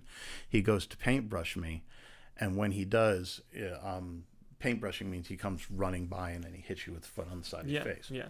Well, you're supposed to be between the ropes at that time. Yeah. And I wasn't. My face was like at rope level when he did it.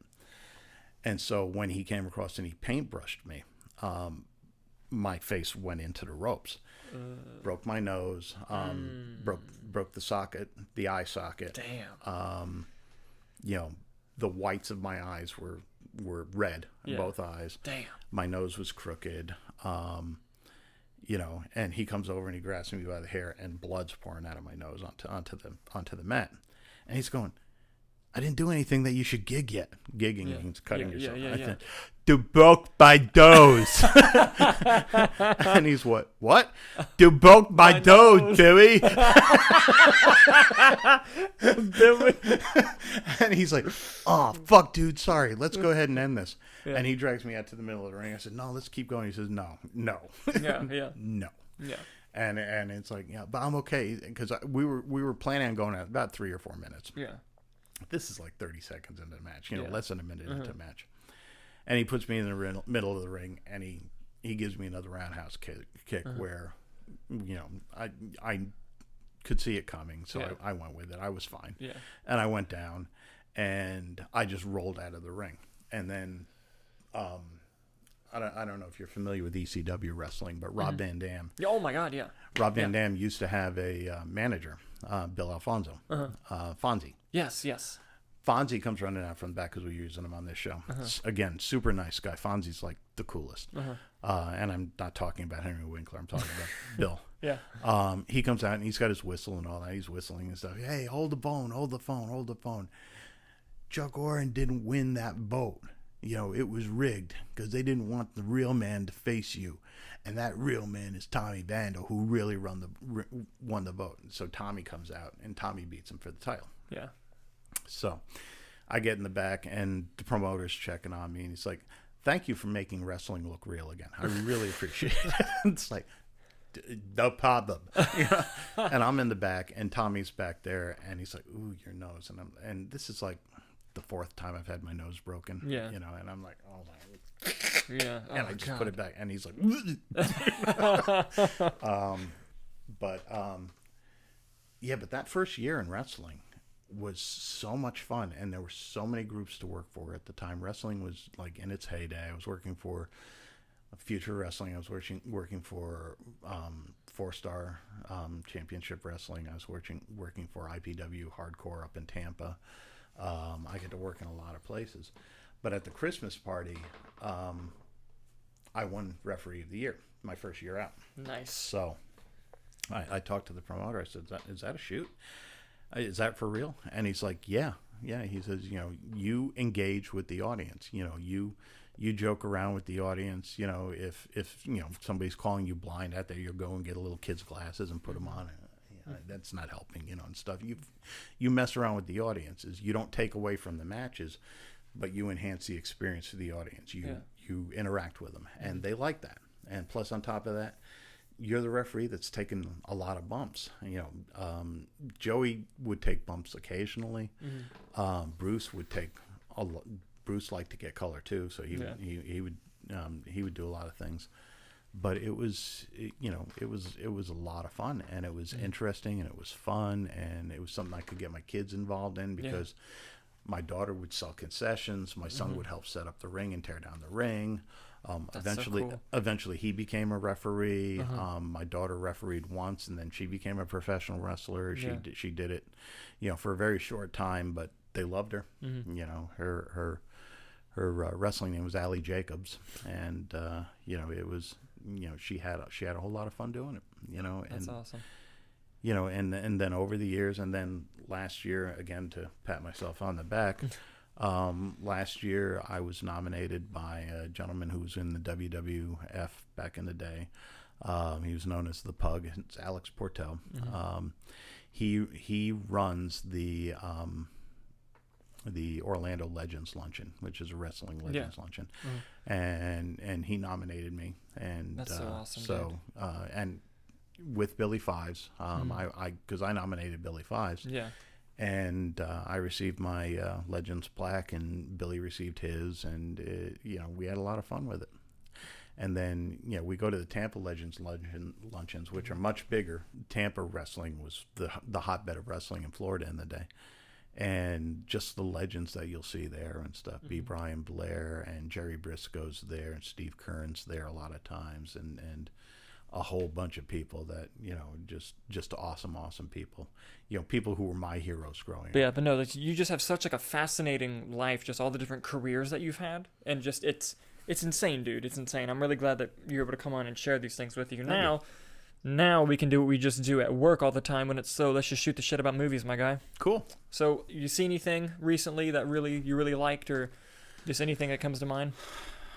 Well, I rewatched something the other day that I really had a good time. It's one of my favorite movies, and that's Rock of Ages. I just love that movie, and it's like, who the fuck knew that Tom Cruise could sing? Jesus Christ! No, I saw the off-Broadway show up in New York 2 years ago. Last year. It's really fun. Yeah. I'm so behind on some movies. I mean, I saw the last movie I actually sat down and watched, start to finish at the theater, because I screened it, was Monster Hunter. How was that? It's 2 hours of my life I'm never going to get back. I mean, I love Mila Jovovich. I really, really do. And wrong Paul Anderson. Oh, God. And interestingly enough, from Rock of Ages, Diego Boneta's in it. But God, that I'm sorry, I'm not a film critic. Understand this is my personal taste only, but it's all subjective, bro. Oh, it's all subjective. God, that movie blew donkey dicks for quarters. Man, I'm telling you, it was bad. Yeah, it was not good. I mean, even J Dubs, our buddy, at work, he's like, he says, I'm a big fan of the video games. I do not like that movie. Yeah, no, I've been going through. By the way, guys, I promise that my best movies of 2020 video is coming. I'm just catching up on the last ones. And it's weird this year because since the Oscars are going in April, you're eligible till March. So I'm not counting any of these 2021 movies on my list, just letting you know. But I've been going through movies that I've been putting off and then like watching them now so that I can make my list.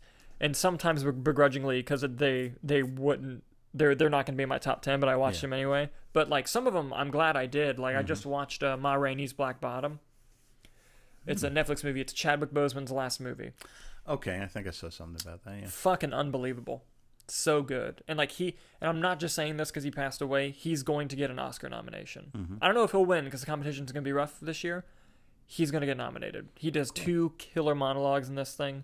Just the whole like style of the movie was so cool. And I also saw a movie that blew me away. I talked to you about it briefly called His House. Yes. It's a Netflix horror movie. Fucking awesome movie. And really, really surprised me with how good it was.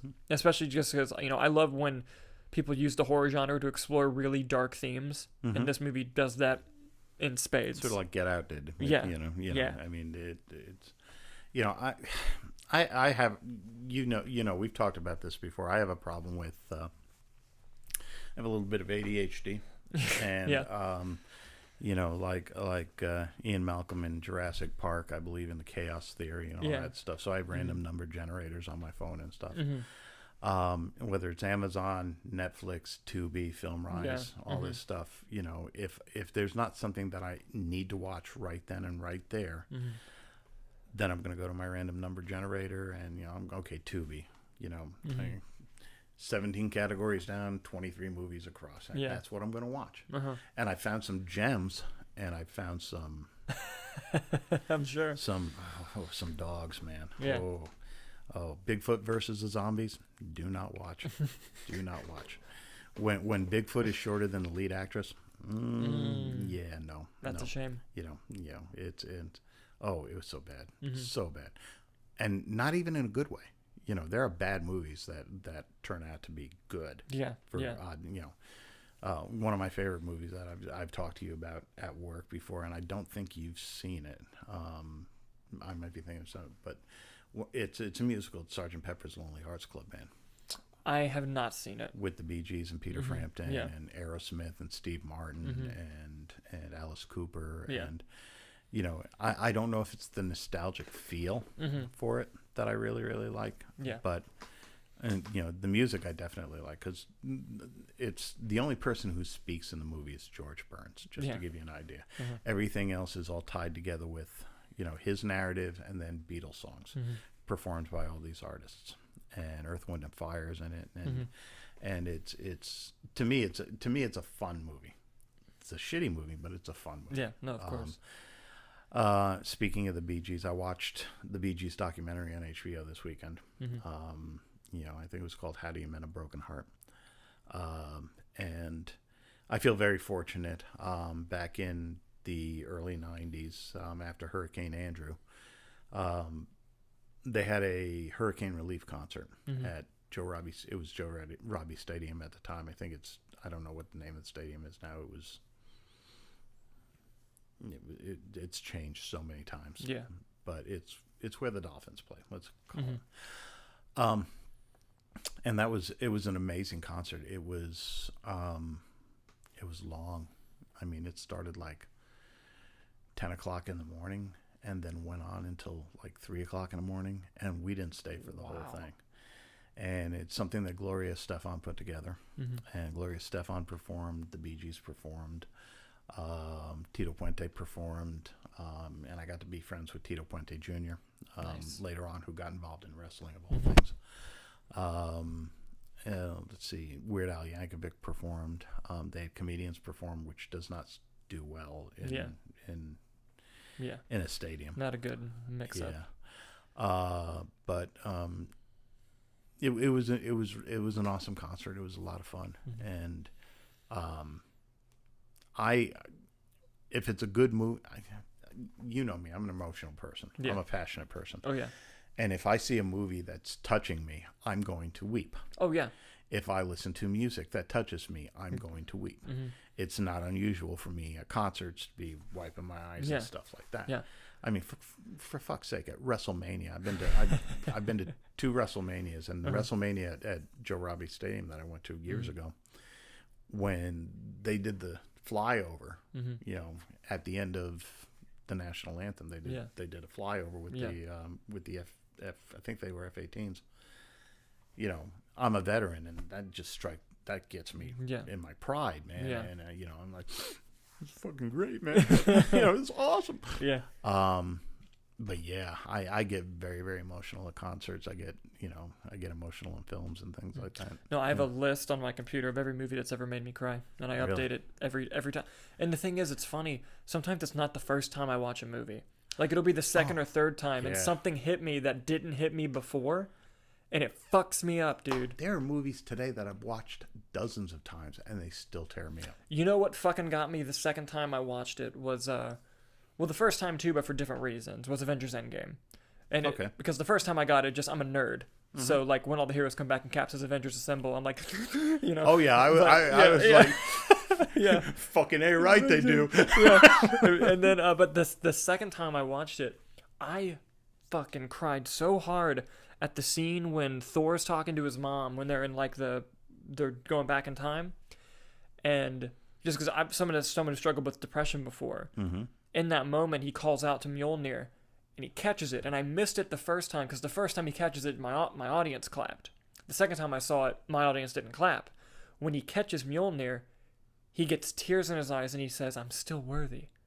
Yes. And my God, dude, that second time when I noticed that fucking destroyed me. Oh my God. My son and I, in the first Thor movie, okay, after Thor is laid out and stuff like that, and that hand shoots up and the hammer's there, my son's like, yeah! And we got tears coming down our face and all. Yeah. But the movie, and it's stupid as hell, but, as I said earlier, I'm a Star Trek guy. I grew up with Star Trek. Oh, dude, you're going to do Wrath of Khan? Dude, that makes me cry too. Oh, man. That's sad as fuck, dude. And because of that movie, and not just because of that movie. Yeah. But, I've had the unfortunate duty of having to go to several cop funerals and stuff. Yeah. And when they start playing Amazing Grace on the bagpipes, I can't help but think to Wrath of Khan. Of course. And I'm already weeping because, yeah, one of the things they do at a cop funeral is the final call. Yeah. Where, and that just tears me up. Yeah. Yeah. Did I tell you what? A movie that fucking destroyed me it's a movie from Robert Redford directed it, but he's not in it. And it won Best Picture the year it came out. It's called Ordinary People. Yeah. Yeah, Carol Burnett? No. Mary Tyler Moore. Mary Tyler Moore, yeah. And Donald Sutherland. Oh my God. There's a scene, I don't want to spoil it for someone who hasn't watched it, but there's a scene at the end of the movie that is so goddamn heartbreaking, and it destroys me every time I fucking watch it. Oh, and fuck Pixar. Oh my God. The amount of times they've made me fucking cry. God damn it. Like, dude, Inside Out fucking destroyed me. Have you seen Inside Out? Yes. And the thing is, yeah, the Bing Bong scene is sad. What got me is because as a kid who moved when they were like in their preteens, dude, I'm gonna get emotional fucking talking about it. And like just the message of the movie is so good of how like you need sadness. Like what a genius way like for that movie. It's probably my favorite Pixar movie. But when sadness takes control and she just fucking lets it out to her parents, like how sad she is. Oh my God. It destroyed me. There's one I want you to try and find. And it's, God, I knew I was thinking about the movie. I know who it stars. It's got Judd Hirsch and Kate Nelligan in it. It's an older movie. Yeah. Oh, shit. What's the name of that movie? They had a TV series by the same name later. I'm sorry, I don't know it. But anyway, Judd Hirsch plays a detective. Kate Nelligan is a mom. Her son disappears one day. And without a trace. That's the name of the movie. Without a trace. And she just and Judd Hirsch plays a detective who never gives up on the case. You know. And just there's a twist ending to it, and it fucking annihilates me every goddamn time. And every person, that was my betting movie. I bet you can't watch that movie without crying at the end. I will bet you real money that you can't do that. I gotta watch it now. And it's just, oh my God. Yeah, that I remember the first time. It doesn't really get me on rewatches, but the first time I saw One Flew Over the Cuckoo's Nest, that got me. Do you watch Ratched? No. The reason, okay, when the show was being promoted, I got so excited because I love the movie. Love the movie. I never read the book, but I love the movie. I haven't seen it since it came out. I gotta watch it again. It's so good. But when I saw an ad for it, I got so excited that I grabbed Hannah and I was like, we're fucking watching One Flew Over the Cuckoo's Nest. Because the first time I saw an ad, it came out in like 3 weeks. And I was like, oh my God. So I'm like, I got so excited. Then the reviews came out and they were terrible. And it crushed me, and I didn't want to watch it and be disappointed, so I never started it. It's not that bad. Yeah. I mean, I'm only like 2 or 3 episodes in, but yeah. It's not that bad. Yeah, I gotta check it out. I'll tell you what, dude. Speaking of shows that were great, did you watch Queen's Gambit? I think I have an episode and a half to finish it. So good. Oh, she's amazing. And Anya Taylor-Joy is one of my favorite actresses. I've been saying it since Thoroughbreds, since that movie Thoroughbreds. She is classically like 1940s gorgeous. She is. That's exactly how I describe it. Yep. Yeah, she is. I mean, she wouldn't be considered hot by today's standards. But speak for yourself, motherfucker. No, I'm talking about in comparison to. Yeah. But I mentioned it. I think I mentioned it. I mentioned to a mutual friend the other day that she was the girl in Split and Glass. And it's like, really? It's like, yeah, for sure. Yeah. And she was Magic in New Mutants. Yes. Ilanya Rasputin. Yes. Oh God.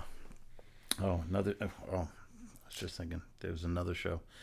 One, I don't think you've watched it, but you got to check it out just for shits and giggles. It's a Amazon show. It's called Jean-Claude Van Johnson. You told me about this.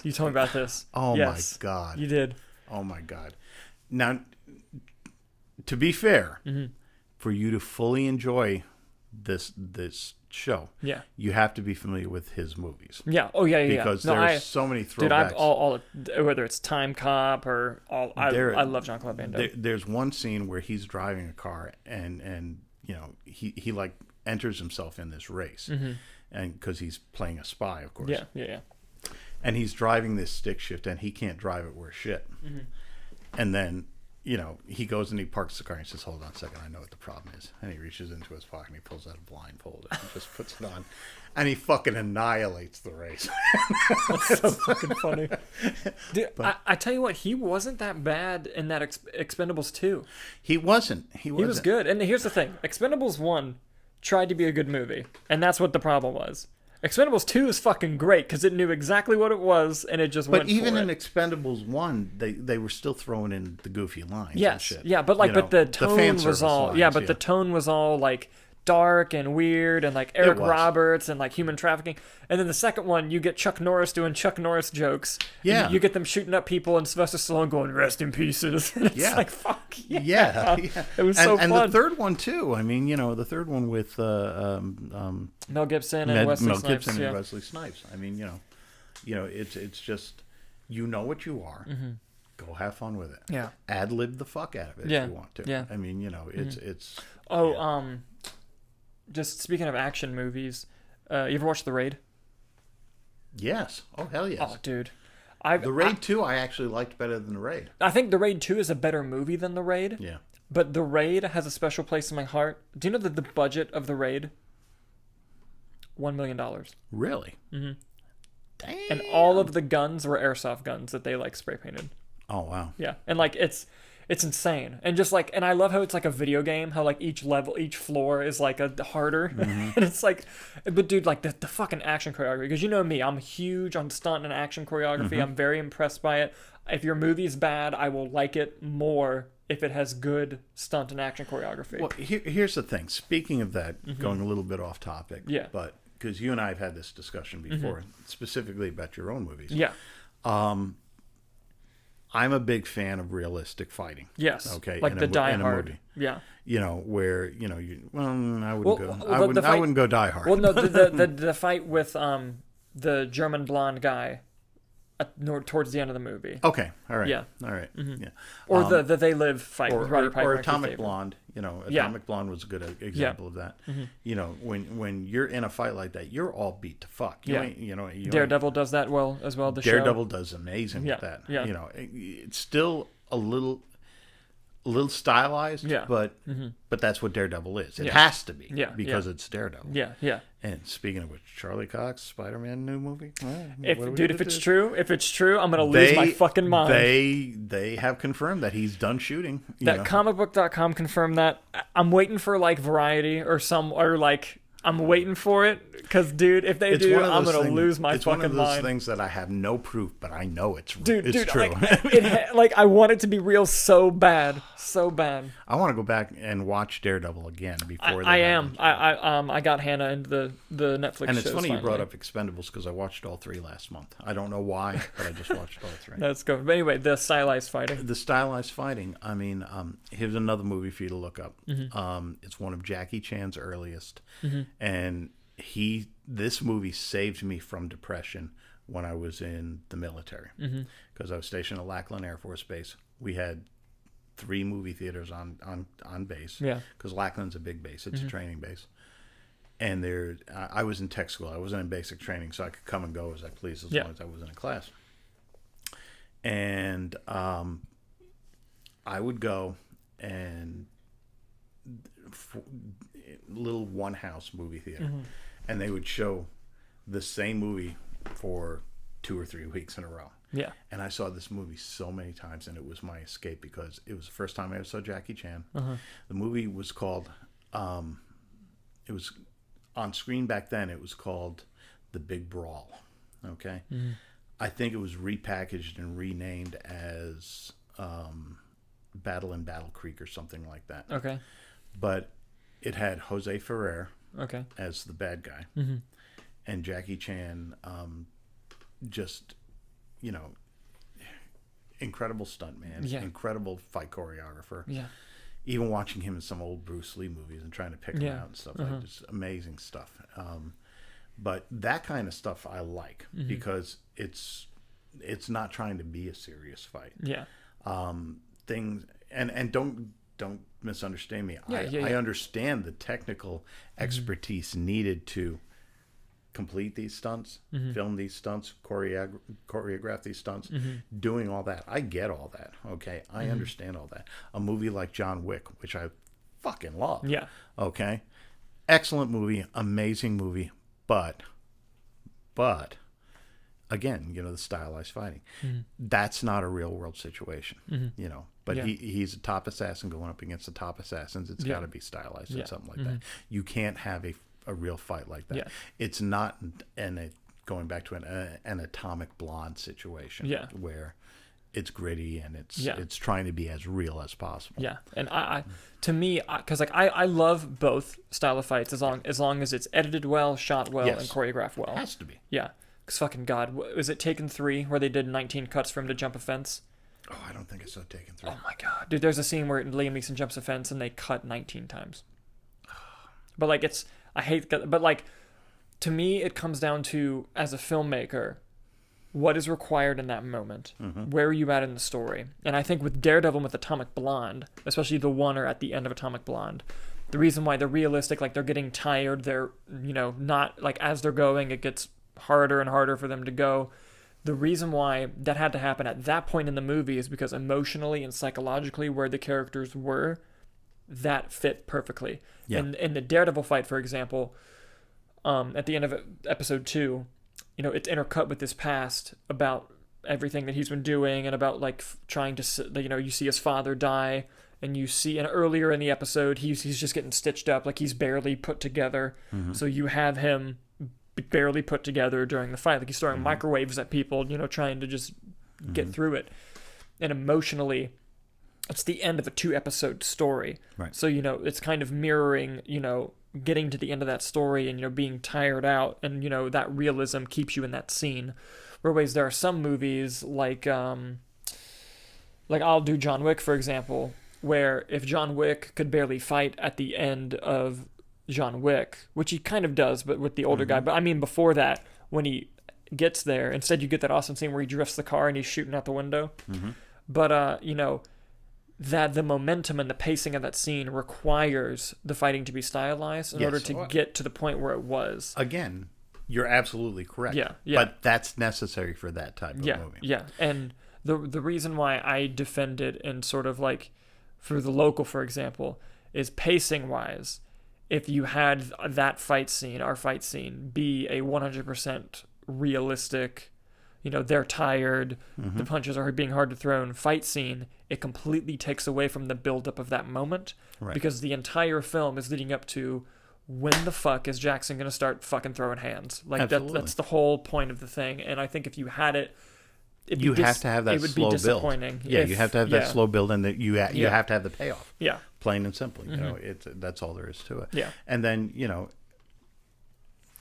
trailer for Nobody. Mm-hmm. Okay, which we were talking about earlier. Yeah. Mm-hmm. Bob Odenkirk, not the guy I'd pick to have him on backing me up in a fight. Yeah. Bob, if you're listening to this, if you ever see it, no offense meant, okay? But again, the way they shoot it, the way they choreograph it, you believe it. Yeah. Because it's fascinating and it's great. And I really, really hope that it does become part of the John Wick universe. That would be so cool. I know they probably won't. But, yeah. No, but speaking of like, I think the first Taken movie, I really like the first Taken movie. Mm-hmm. The sequels I fucking hate. But the first one of the best choreographed scenes just takes place in a car. Mm-hmm. And because you can have shaky cam as long as it's used as an aesthetic device, not as a way to hide choreography.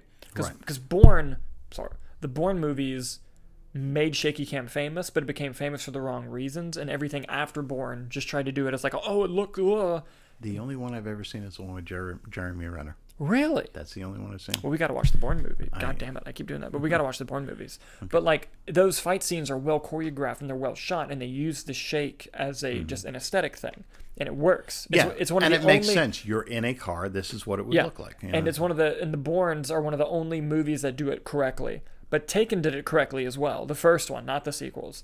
And there's a scene in the first one where he follows someone into a cab, and he pushes his arm across his body against a window, and is just hitting him in the gut, interrogating him.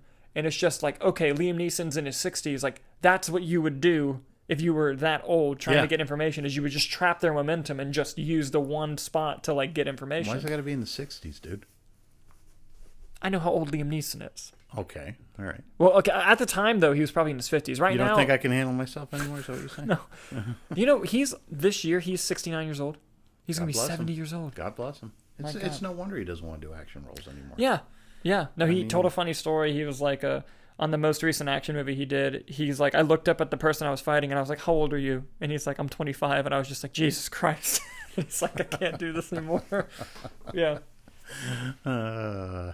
One of our employees came up the other day and said, "Yeah, I just had my 31st birthday." And I said, "Yeah, I remember when I was." No, I don't. I don't really.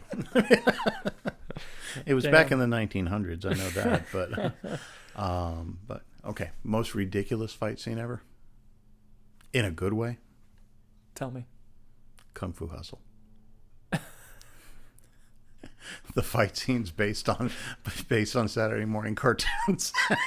No, another ridiculous fight that I absolutely love is the Drunken Master ones. Oh my God. I love those fights. Again. So good. But, again, those have to be shot that way for the purpose of the movie. You know what? A great example of stylized fighting that needed to be stylized for the story was Crouching Tiger, Hidden Dragon. Oh, absolutely. And it was fucking unbelievable. Absolutely. So good. I'm so mad we missed it when it made it. I know, same. Yeah. No, it's so good. And I'm trying to remember. All right, we'll end on this final question. What movies are there any movies that you plan to watch after a certain period of time? Like, for example, like I watch Jaws every year on my birthday. Or is there like an occasion where like on this day you watch something? Good question. Christmas time, there's 2 movies I always watch. My kids have several. Mm-hmm. I have a couple that I insist on watching. Mm-hmm. One of it's, of course, Die Hard. Which last year my son saw for the first time. Oh my God! Yeah, I know. It's great. I've been so bad at being a parent. I'm so sorry you didn't see this until now. And the other one is Love Actually. Love Actually. I love that again. Liam Neeson, but I love that friggin' movie. That movie just tugs at my heartstrings. Young Andrew Lincoln I don't too. weep at that. Yeah. But yeah. Andrew Lincoln. Looking very, very young in those movies and stuff. Are you a Walking Dead fan? I used to be. I got off the train though. Are you looking forward to the Walking Dead movie or? Whenever I'll see it, I'll believe it's real when I see it. I feel like kind of like Avatar 2. Like when I see a trailer for Avatar 2, then we can talk about Avatar 2. I didn't care for Avatar. I thought it was a really good movie, but I thought it was a beautiful movie. Yeah, and like the technical aspect, unobtainium. It's unbelievable. Fuck you. Okay. It's like, come on, James Cameron. Really? That's just lazy writing. No, there. Speaking of James Cameron, why the fuck isn't True Lies on Blu-ray? We need True Lies on Blu-ray. Man, I love that movie. I think of that every time I go down to the Keys. I think of that movie, man. Yeah. Oh so my good. God. God, Bill Paxton got taken from us too soon, man. He's so good in that. Oh God, he makes that movie. Yeah, he does. Plus the guy who plays the terrorist. Yes. Oh my excellent. God. And Tia Carrera. Amazing in that. I got to meet her. We've talked about this before. We didn't talk about it on the podcast, but I used to do the SuperCons down in Miami all the time. My favorite year was the year that I was in 2 of the movies in the Science Fiction Film Festival. We had the radio show going that year, so we had a booth for the radio show. We had a booth for the Florida Ghost Team, which was the paranormal group I was part of. Mm-hmm. I participated in the wrestling, and it was funny because the promoter, super nice guy, he was like, the first night of SuperCon that one year, we just went back to our rooms and all. I went home because I lived I lived close enough I could drive. Mm-hmm. So I went home and I came back the next day. And he's like, where the hell were you guys last night? It's like, what do you mean? He said, you're the VIP reception. I said, I didn't have tickets for that. He says, no, you're supposed to be at the reception. You have a booth. You're a celebrity. I'm like, get out of here. No. Even though that year it was funny because the kid who, side story, the kid from Child's Play, who's now grown up, he was in the booth next to us. For shits and giggles, we had a 3-shot of the producer and me and my co-host Darlene for the radio show. We did a 3-shot and we had it all out there, and we were signing those and for people and stuff like that. And fucking people were taking them. We are nobody, man. Come on. Yeah. But they were taking them, and the kid from Child's Play, I forget his name. He's like, please don't do that. It's like, do what? Give away free stuff. And it's like, why? He says, because then they expect it from all of us. And this is how I make a living now. Yeah, yeah. It's like, didn't realize. Yeah, it's like totally respect I am it. so sorry. Yeah. And, so we started charging like $1 for the pictures. And people were paying for them and stuff. So like, Wow. you paid for the printing and all Yeah. that. Yeah, no, I watch Jaws every year on my birthday. And like every 8 months or so, I'll watch the original 1978 Superman movie. Oh, classic. Just because I love that fucking movie so much. And this makes me feel good inside. And you mentioned movies that got you out of depression. A TV show that got me out of mine was the Bill Burr animated show F is for Family on Netflix. I don't think I've ever watched it. Dude, it's fucking hysterical. Like when I tell you literally got me out of a depression, lowest I've ever been, I just binged that show and I felt much it got me to get back out and start doing stuff again. My son took me to Bill Burr last year. Fuck you! I want to see him so bad. Oh, it was awesome. It was awesome. Oh, so good. But you mentioned Superman. That brings back a happy memory for me. Is my dad would always take us to the drive-in, and typically my dad, when we would go to the drive-in, he would drive. We'd go play in the playground, which back then they had one of those spinning things and stuff, but it had concrete around it, so you always came back with skin knees and shit like that. And but we went. The only time my dad would fall asleep every time he worked. He was a hardworking guy. Yeah. He would fall asleep, and then when the movie was over and done with, hey, Dad, we're done. We can go home. And he'd wake up and he'd take us home. He was doing it for us. Yeah. The first time my dad stayed awake the entire time, Blazing Saddles. And I just remember sitting there with him. He liked that movie so much. We went the next night to go watch it again. Wow. And I brought a cassette player with me and recorded the whole movie. You little pirate. just so I could listen to it. I didn't sell it or anything. Yeah. Like that. But oh my God, that was so much fun. But going back to Superman, my mom never went to the movies. Never went to the movies. It's only 2 times in my life I can remember my mom going to the movies with me. Grease and Superman. She wanted to see Superman. It's like, that's so awesome. Superman? Really? Superman? And even though she never really, she loved Grease, didn't care for Superman. And then growing up, because we had, there was no VHS, there was no, you had to rely on TV to have, you relied on, your TV guide was your Bible. Yeah. I mean, every year the Wizard of Oz, that was event night. Oh yeah. You'd have to watch the Wizard of Oz. 10 Commandments. Charlton Heston. Yeah, great movie. You had to watch it. Ben-Hur. These movies would come on once a year, and those were the movies that you watched annually. Yeah. So. No, all great films. But yeah, no, I think that's a nice little bittersweet place to end the show tonight. Dude, thank you so much. I fucking loved having you on. We're going to do it again sometime. No, dude, this was a lot of fun. And go ahead and tell the good people where they can find you and your adventures online. Oh, my gosh. Okay, let's see. Instagram, I'm the Reality Chuck. That's also that's one of my Twitter handles. The other one is Ghost Ref Chuck. Facebook is under my name, Chuck Aurin. And TikTok I'm just getting into, so stay tuned for that. But that's under Chuck Aurin also. But that's what I'm doing online. Awesome. And we can't wait to see you in the local whenever I finally finish that fucking movie. Yeah. Well, to be honest with you, I'm looking forward to the next one. That's what I'm looking forward to. Good. Because we wrapped this one, and we know it's going to be good. We know it's going to be good. Totally. Fuck yeah, it's going to be good. Absolutely. Of course it is, man. It's a Dalton Burdett and Movie Nights production. Did you stroke my ego? I'm telling you, you got to. Well, I want to come back. So you just ruined. That's true. But you just ruined Hannah's night. I'm not gonna be able to shut the fuck up about this. All right, well, dude, this was a lot of fun having you on. I really appreciate it. And it was a lot of fun, man. Thank you guys for watching, and we'll see you next time. Thank you, guys. Take care.